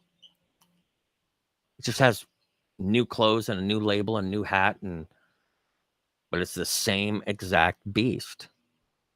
More continued ascetic practices for the rest of his life. He was a monastic. He was a very strict, he was a perfectionist, you guys. He was a perfectible, such as wearing a hair shirt next to his skin and occasionally engaging in self-flagellation. He was a perfectionist. He was a utopian perfectionist. Utopia gave rise to a literary genre, utopian dystopian fiction, which features ideal societies, perfect cities, or their opposite. Early works influenced by Utopia included New Atlantis by Francis Bacon, etc., etc., etc. Thomas More is the only Christian saint to be honored with a statue at the Kremlin. Do you not see it? Apostate Protestantism and utopian socialism is, are you ready for this? Catholicism. Monastic, Catholic, medieval, ecclesiastical doctrine of Rome.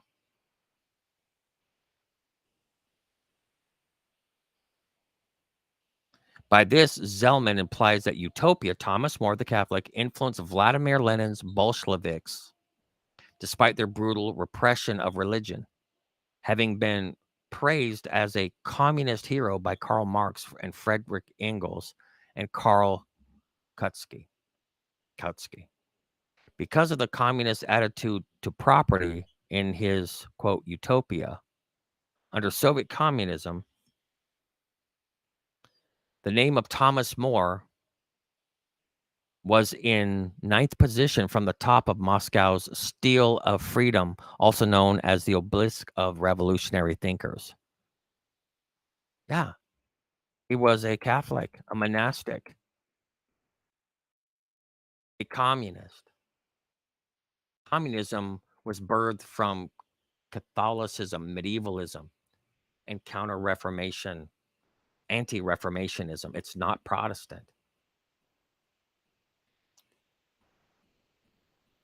Quote, he's known as one of the most influential thinkers who, quote, promoted the liberation of mankind from oppression, arbitrariness, and exploitation.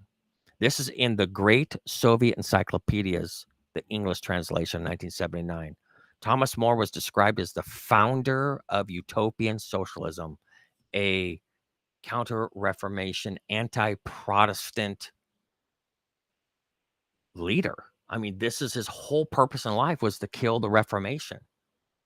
And this is the doctrine that postmodern American utopian socialist progressive American Protestants have adopted Thomas More's doctrine and dogma and really are trying to call it biblical Christianity.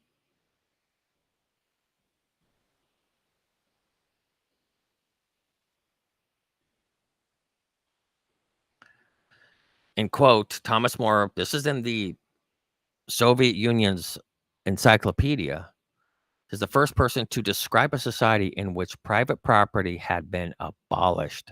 Pure Catholicism, medievalism. A society in which the family was a cell for the communist way of life. That the state was the true mind and manifestation of God on earth. The origins of socialism as a political movement lie in the Industrial Revolution. This is why, like Klaus Schwab and the World Economic Forum are calling this the fourth industrial revolution. See, this view, this kind of socialist utopian view that they're calling, quote, new Protestantism, is again hinged on what they're calling now a fourth industrial revolution. That's happening through e-trade. That's happening through the cyber sphere. That's happening through the metaverse, where there's going to be removal of all money, and it's all going to be based upon a digitized point system through cyber. Well, the cyber society, you're going to basically have your identity all kind of put upon silicon, cyber. Um,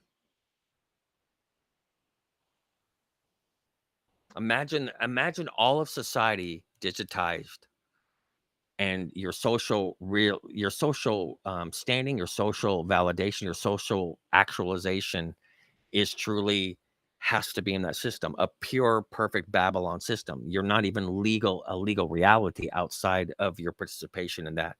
And if you don't and are not in good standing with it and with its ethics and its laws and its entire demand of conforming to this utopian vision and its ethos, that you cannot buy nor sell.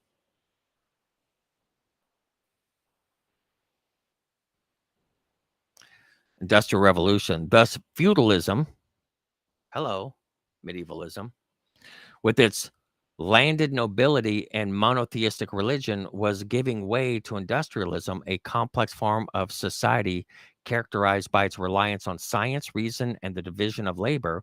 Robert Owen, remember the early 1800s, late 1700s in the United States, was himself an industrialist.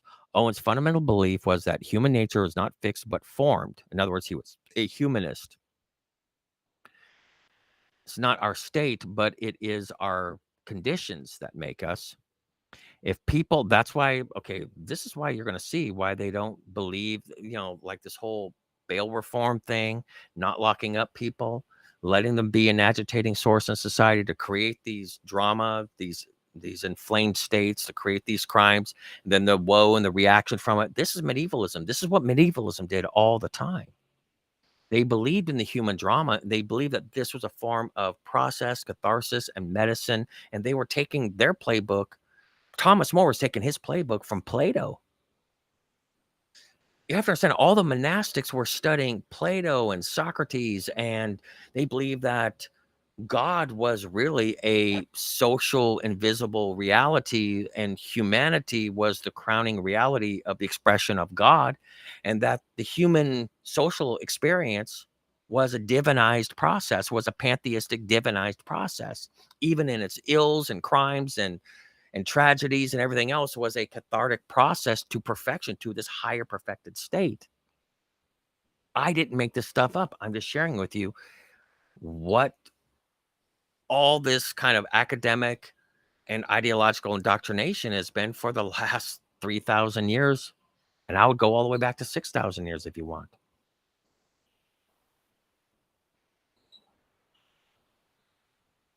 So Owen's fundamental belief was that the human nature is not fixed but formed.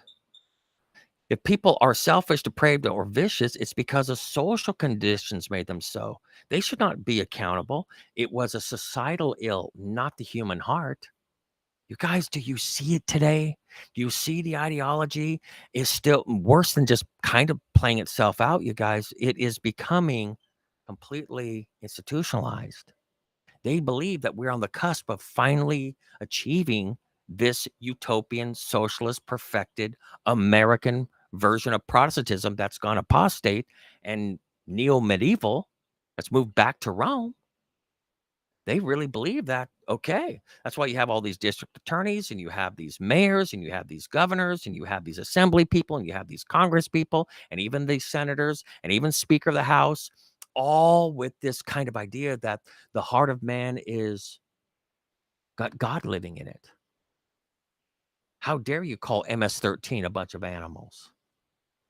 How dare you call the child trafficker and rapist a bunch of animals? No, no. God is in them, working out a catharsis in society. They actually believe this. And if they were given better conditions, they would be as beautiful as they are. Everyone will be as perfect as Nancy and Paul Pelosi. Everybody will be as perfect as Joe and Hunter Biden. Everybody will be as wonderfully perfect as Chuck Schumer and all these other people that, that live in Martha's Vineyard and live in Seattle and live in San Francisco, that they too would be eating expensive ice cream in their $10,000 refrigerators. They created the crises. Change the conditions, he argued, and the people will change. Teach them to live and work together in harmony, and they will do so. Thus, Owen set out in 1825 to establish the model of New Harmony, this organization. This was to be a self-sufficient cooperative community, which property was commonly owned. New Harmony failed within a few years, you guys, taking all of Owen's fortune with it. But he soon turned his attention to other efforts to promote his social cooperation, trade unions, and cooperative businesses. And again, you have this. Sorry, guys, this is taking so long, but I might have to part two this. Similar themes mark the writings of, here we go.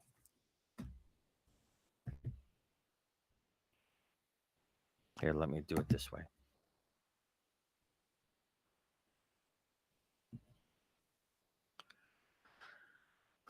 Of what do you have here? You have Fourier. You have Owens. What else do you have here? Charles Fourier, Edward Bellamy, all these French and American socialist Christians coming out of the French Revolution. This is where all the stuff was coming from.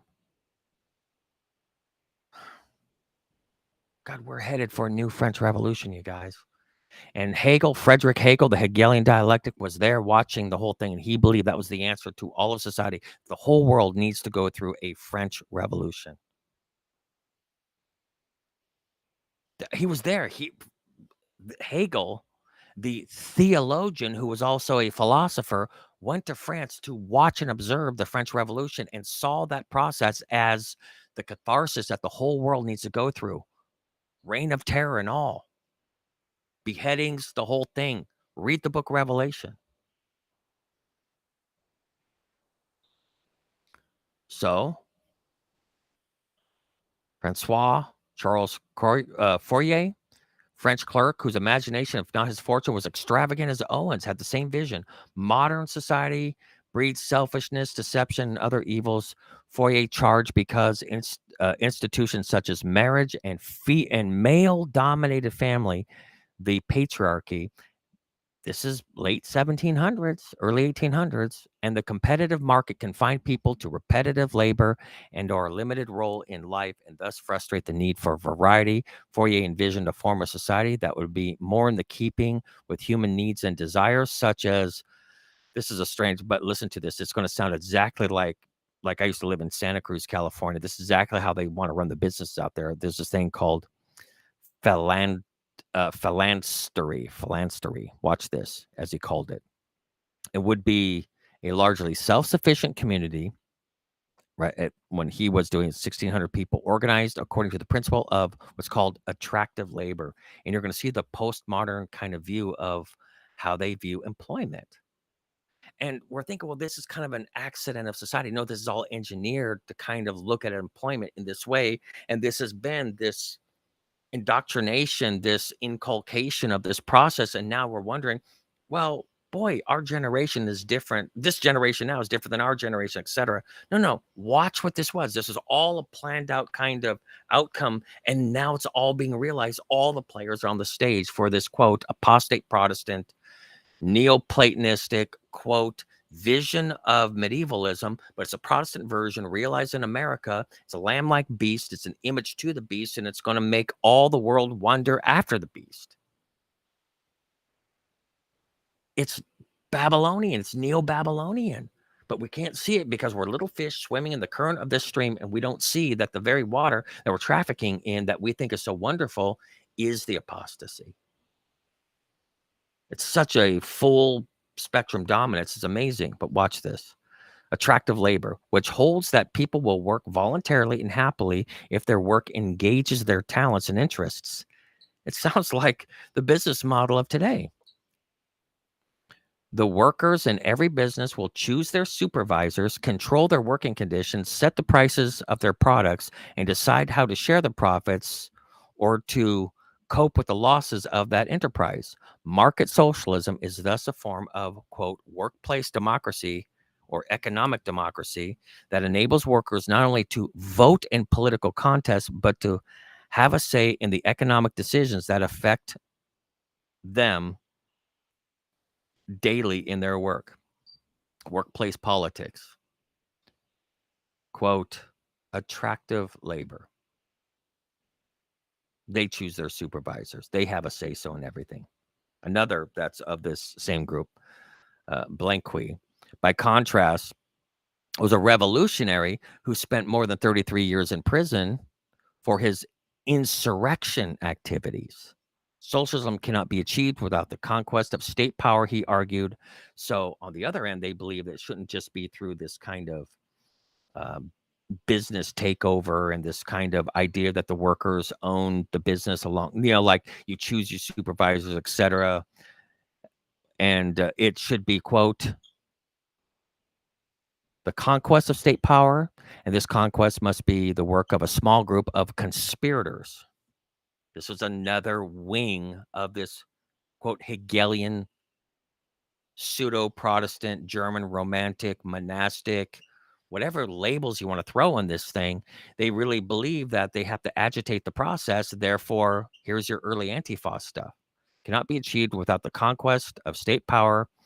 And it should be the work of a small group of conspirators in high levels. Once in power, the revolutionaries would form a temporary dictatorship that would confiscate the property of the wealthy and establish state control of major industries. Protestantism? You see where this is going? You see the darkened mind of the dark ages that's already now starting to infuse itself in this utopian apostate Protestantism. Do you see it? You're starting to see what's starting to happen here? They believe that it was for a good purpose. Watch this.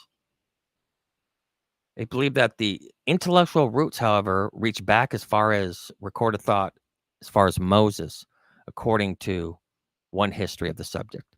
Socialist or communist ideas certainly play an important part of the ideas of the ancient philosopher Plato, whose Republic depicts an austere society, a harsh, hardcore, immovable society.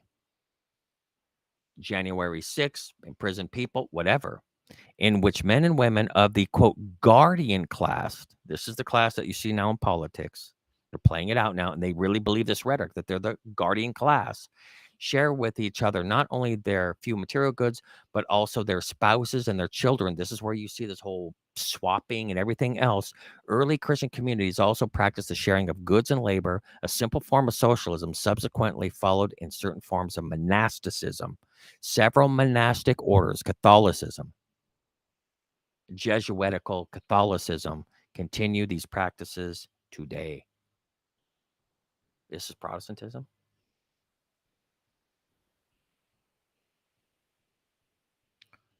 Marx and his longtime friend and collaborator, Frederick Engels, who was there listening to the lectures of Robert Owens in Indiana, were largely responsible for attaching the label utopian, in which they meant it to be derogatory because they believed, okay, right, that'll never be achieved. It needs to be something pragmatic.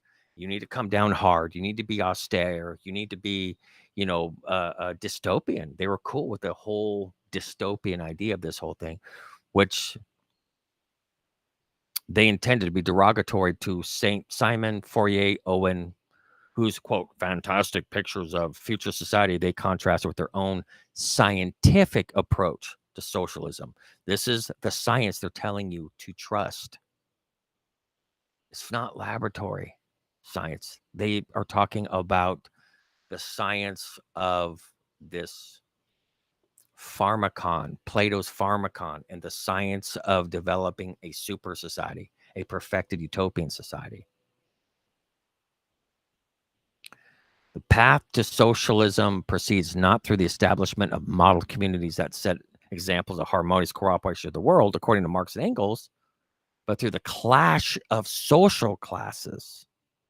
The history of all hitherto existing society in the history of the class struggles, they proclaimed in the manifesto of the Communist Party, scientific understanding of history shows that these struggles will culminate in triumph of the working class and the establishment of socialism. That this was a quote science, you guys, a scientific understanding, that this was a political science. According to Engels, the basic elements of Marx's theory was to be found in the German philosopher, and you have to understand, you guys, German philosophy, Hegel was a theologian, a Protestant mystical romantic theologian. German philosophy, French socialism, British economics, all masquerading as post-Catholic Protestantism. It's an apostate Protestantism. German philosophy, French socialism, and British economics is apostate apostasy, apostate Protestant apostasy, turned worldly. Of these German philosophy was surely the formative influence on Marx's thinking. Born in Trier in the German Rhineland, Marx was a philosophy student at the University of Berlin when the idealism of who? Hegel. Hegel was a German Protestant theologian, you guys. This is apostate Protestantism. This is the brain. This is the ideological view of it. Dominated German philosophy. Hegel maintained that history is the story of the unfolding or the realization of spirit, a process that requires struggle, agony. This is Romanticism, and the overcoming of obstacles, the attainment of what? Self-knowledge. They believe that this is the grand spirituality of society, that you gain a self-knowledge through this process of what? Struggle, anxiety, agony, pain, trial, war. He looked at the French Revolution, says this is how an adolescent gains a knowledge of themselves. They go at war with everyone around them, and then they learn about their true self. And hence, this is the science of enlightenment. This is the science of the ills of society are this process of a child thinking of self and of their needs and of their wants and their selfishness. And then you grow into the adolescent stage. This is the science that they were talking about.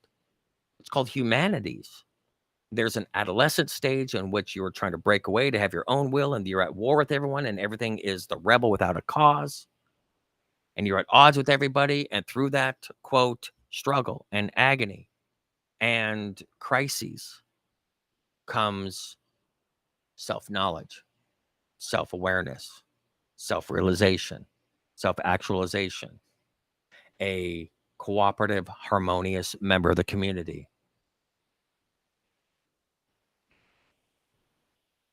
People are thinking, wow, this is brilliant. This is the science of the true science, the ultimate science. Hegel was a theologian. He was a Protestant. He was okay, check this out. I'm sorry, I should have been showing you guys this. I thought I was.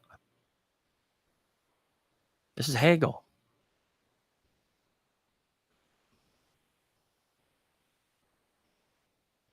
This is what they believed. It requires struggle, agony, the overcoming of obstacles to the attainment of self-knowledge.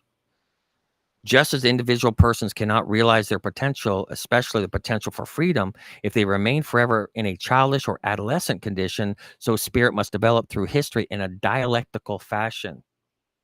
Problem, reaction, solution. Theses, antithesis, synthesis. We call it progressivism, process theology, this metamorphosis process. That is, individuals, even nations, are characters in a drama that proceeds through the clash of opposing ideas and interests of a greater self-awareness and appreciation of freedom. Like Hegel, Marx understood history as the story of human labor and struggle. However, whereas for Hegel, history was the story of spirit's self-realization through human conflict, for Marx, it was a story of struggles between classes over materialistic or economic interests and resources. So both the, quote, secularists and atheists, you could still have harmony with this motif because it's also in line with their view of a divine world order in which all religions have the same utopian vision, which you will see if you read the Bhagavad Gita's or if you read any of the ancient religions that came from Cain and the Tower of Babel, all believe in a utopian society on earth. Dominionism, world dominionism, and the terrestrial idea of utopian ideas on earth is the entire purpose of all religions. Only biblical Protestant, truly let the Bible only speak what it's going to speak, believes in this idea that man's heart is deceitful, wicked, desperate, self-deceived at birth in the DNA, that we're fallen from Adam, that we see through glass darkly, we have vain imagination, and we are by nature children of wrath, children of rebellion against God, corrupt from the very beginning. That Cain killed Abel in an idyllic setting. It wasn't the condition of his circumstances that made him do it. That ideal conditions do not create ideal people. In fact, many ideal conditions, Lucifer himself came out of that. And that God's resolve is for him to enter into humanity to become an atonement, a substitute, a propitiation, to literally enter into humanity, not as just an example of morality or to show us, bigotry and prejudice and he's there as some kind of a moral influence model for us to look at. But he came as an atonement and substitute for a true sin debt and descended to heaven to mediate as a bodily substitute, literally, and in every sense of realizing bodily in heaven, a sacrifice and a substitute to literally be what man should be before God, literally, that when God judges all men, it will be based upon the life and righteousness of one man, and in whom we have our identity in, our faith in, our trust in, our dependence upon, and that God will physically, literally come in the clouds of glory, destroy the wicked, those in rebellion against him and his government. That's in heaven. That's in the books of heaven. That's in the Jerusalem in heaven. Trying to participate in a Babylonian, Neoplatonistic kind of pseudo version, mimicking God, Tower of Babel stuff on earth that falls in rebellion against God's people, they'll be destroyed by the brightness of his coming. Literally turned to powder, to ashes, the book of Malachi says. That's literal. That's real biblical Christianity. The resurrection is real and physical and literal. The destruction is real.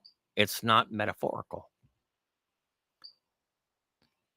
The world being turned back into without form and void, and Satan and his angels being bound here for 1,000 years is literal. The journey from earth to heaven after the resurrection and translation of those that are written in the Lamb's Book of Life will enter into literal, real gates, not a metaphorical, socialist utopian gates in some kind of parallelism.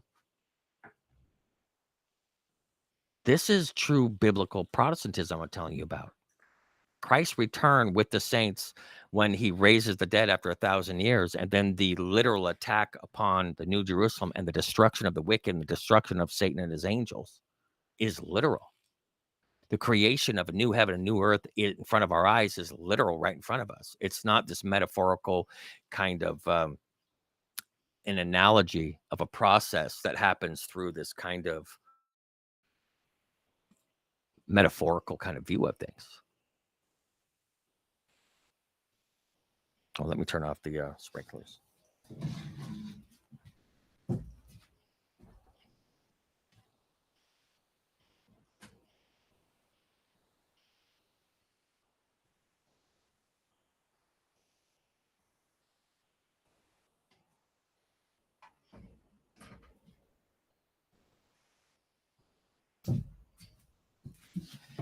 And I might even end this study here. It's just like,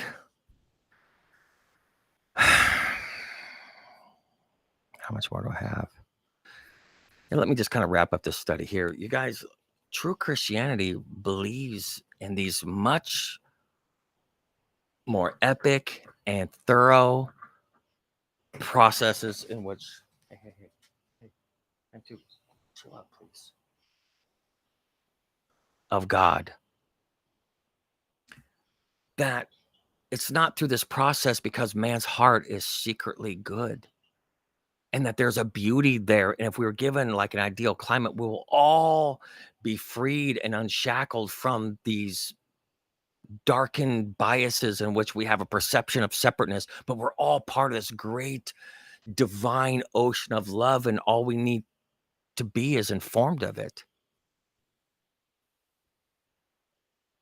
The sad truth is, you guys, is that man's heart is desperately wicked, that even our best intentions are going to turn this utopian idea into a dystopian hell control grid that the Bible has clearly laid out in the book of Revelation as a lamb-like beast that turns the whole world, that enforces it, that creates a conformity. You cannot participate in the system. 666, the divinization of man. 6, 3 times. Holy, holy, holy. A triune divination of man. Created on the 6th day, the number of man, the number of the beast. Man was created on the 6th day, beast was created on the 6th day. Solomon collected 666 talents of gold in his kind of golden utopian kingdom, and it became a dystopian hellscape in which Solomon was completely given over to demons, and he had 1,000 wives and concubines together and worshiped their gods and became a tyrant to the people of God and split the kingdom in two, not unlike what Lucifer did.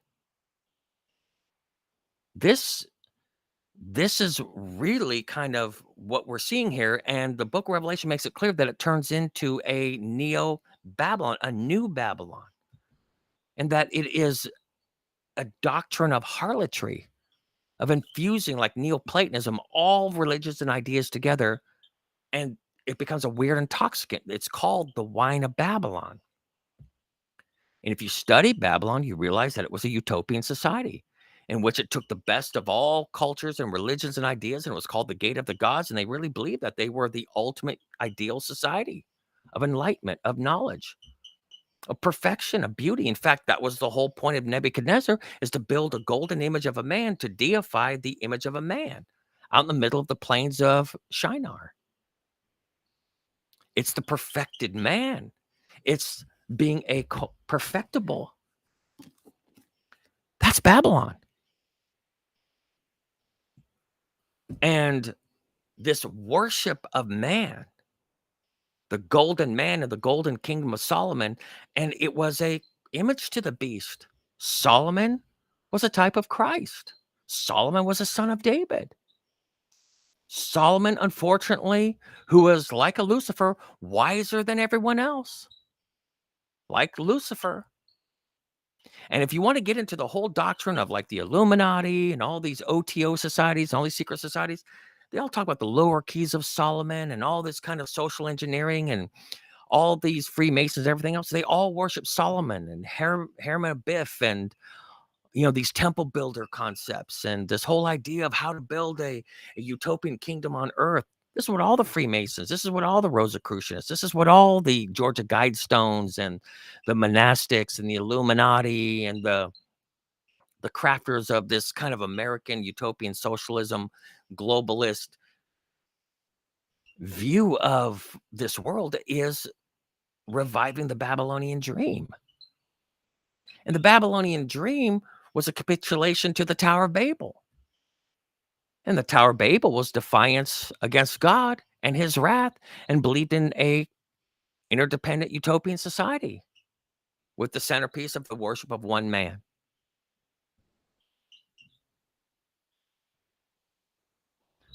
Brothers and sisters, I'm trying to tell you that it's a very seductive dream, and it is a quasi pseudo counterfeit parroting and miming of the gospel. Yes, God is going to have a utopian new heaven and new earth, but we're going to be perfected through a resurrection that's literal, not an ideological and a kind of a informational and Gnostic resurrection of illuminated minds through esoteric concepts that man's heart is secretly divine and beautiful and perfected already. All we have to do is validate and recognize that perfection that already exists within us, because we're all immortal and divine in God. This is going all the way back to the fall in the Garden of Eden, where Satan is saying, you will not die, you're immortal, and you are God's already. Partake. God doesn't want you to partake of Godism. The big forbidden fruit that Satan is trying to somehow weirdly sway us back into again is partake of you calling yourself divine. This is Plato's entire republic.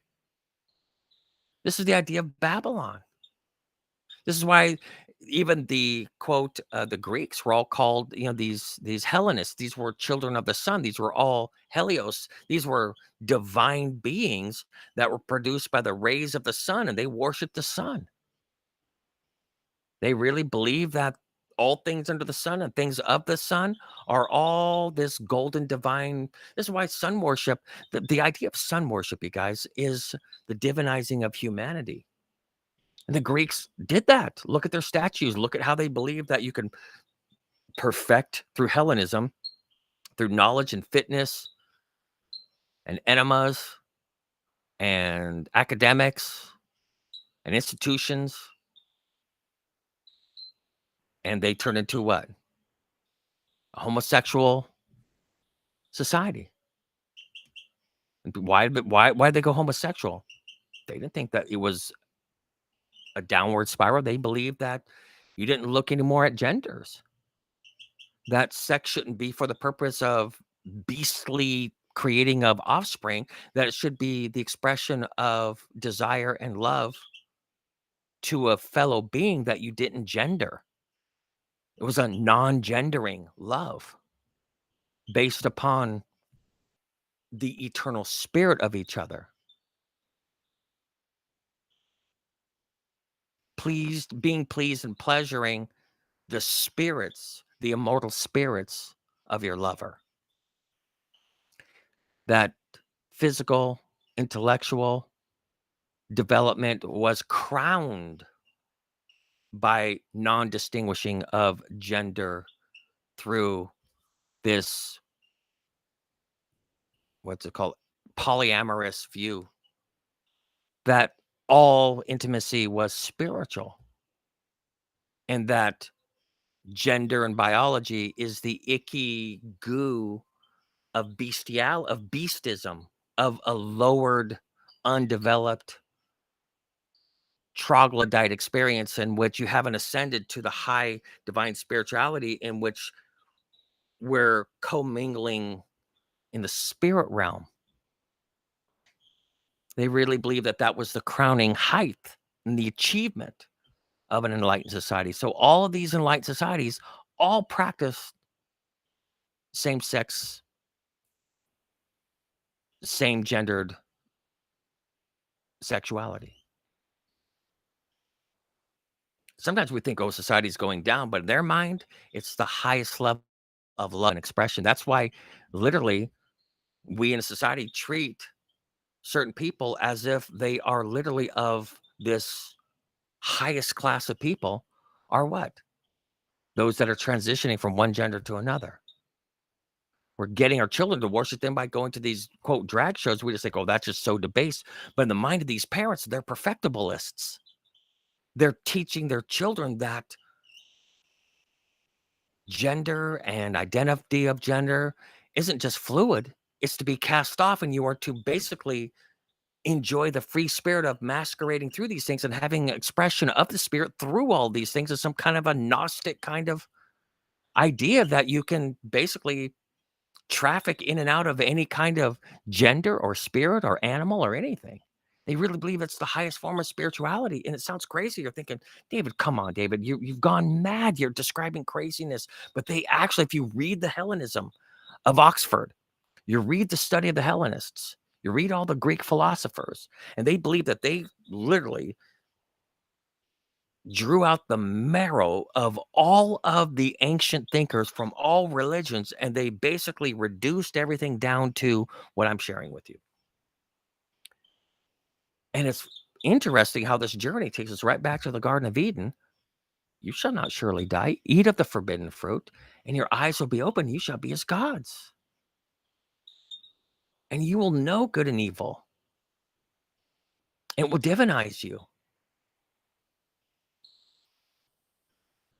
And only God wants to partake of this because somehow it's all transferred that God and his thinking is true narcissism, that God's the narcissist. He's the selfish one. He just doesn't want you to enjoy what he enjoys.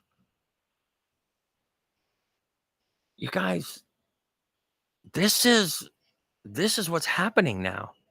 Satan is now cresting, and this wave is about to fully crash into the shore. Every single thing the Bible has been warning us about is happening, and people are strangely fascinated with the wine of Babylon.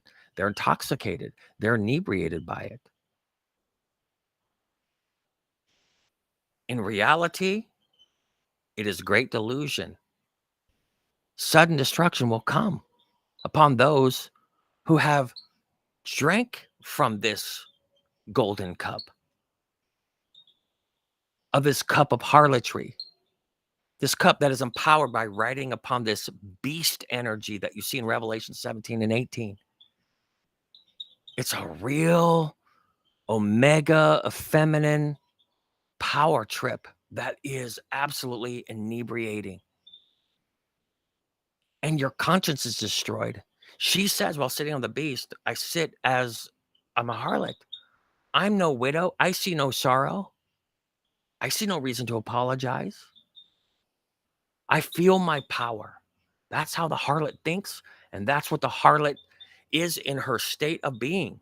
She doesn't care of the martyrdom. She doesn't care of the abuse. She doesn't care of the extravagance. She doesn't care of the abandon of spiritual adultery and harlotry. She doesn't care that she's at war with those that keep the commandments of God and have faith in Jesus Christ, that have been cut off, that cannot buy nor sell, and now they are in a wilderness journey. She's drunk with the shedding of the blood of those saints. There's zero remorse. Proverbs chapter 30 says she wipes her mouth and says, what have I done wrong? So what? And she's completely in the most grandiose view of her self-obsessed narcissism that is pure solipsism. She doesn't even believe, this mentality doesn't even believe anything exists outside of its paradigm. You're not going to convince anyone who's drinking from the golden cup of the doctrine of Babylon. You're not going to talk them out of it. It's only going to be God doing a stark raving. Those that were attached to her, you're going to see through the book of Revelation, are going to stand afar off while God judges her. And as people calling themselves American Protestant postmodern, that they're the illuminated, they're the enlightened ones, they're drinking from this cup, and they're too busy trying to convince you in their sermons. They're product of their seminaries, and those seminaries have been infused with these ideas. I'm sorry to say this, but America is the birthplace of present day socialism, communism, globalist, perfectible, new age, golden dawn. There's a Babylonian image here. And it's going to cause the whole world to worship this image, which is the America and its version of its globalist utopian Protestantism, cause the whole world in the idolatry of worshiping of self. What is America literally characterized by? The Statue of Liberty, an ultimate symbol of what? This whole Mithra,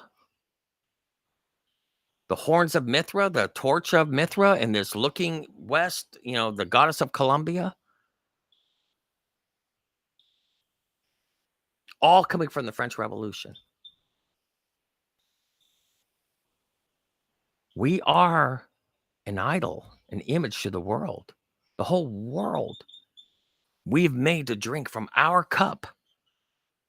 If you don't believe it, why do we have military bases all over the world? Why do we have drones all over the world executing our will upon all? And we are drunk and infused with the doctrine of Babylon, and we are completely in a symbiotic relationship with medieval Roman thought. There is no difference anymore.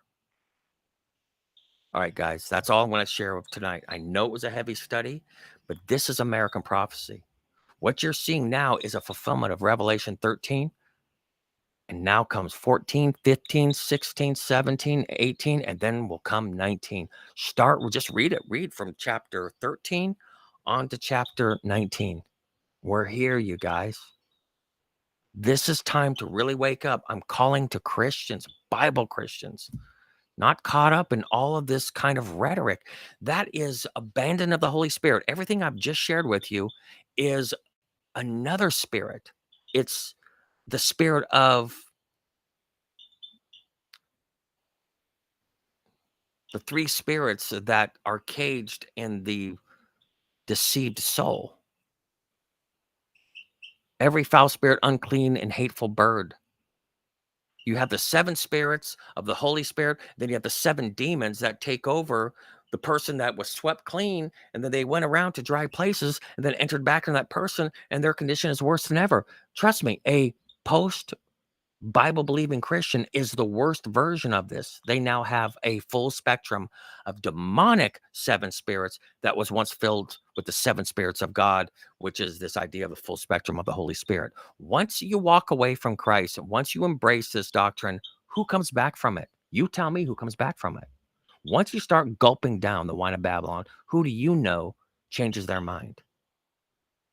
Anyway, that's it for tonight. God bless everybody. Pray for the Holy Spirit.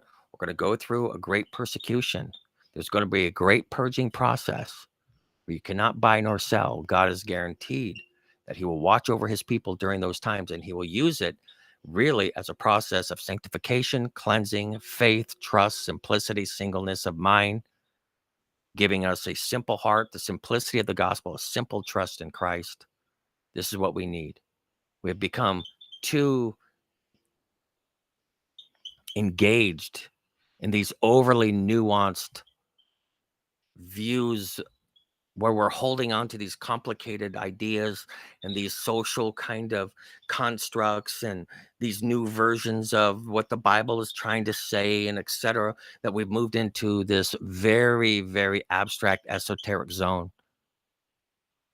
Trust in your Savior. He loves you. You have an advocate in heaven, Jesus Christ, pleading his perfection in our place.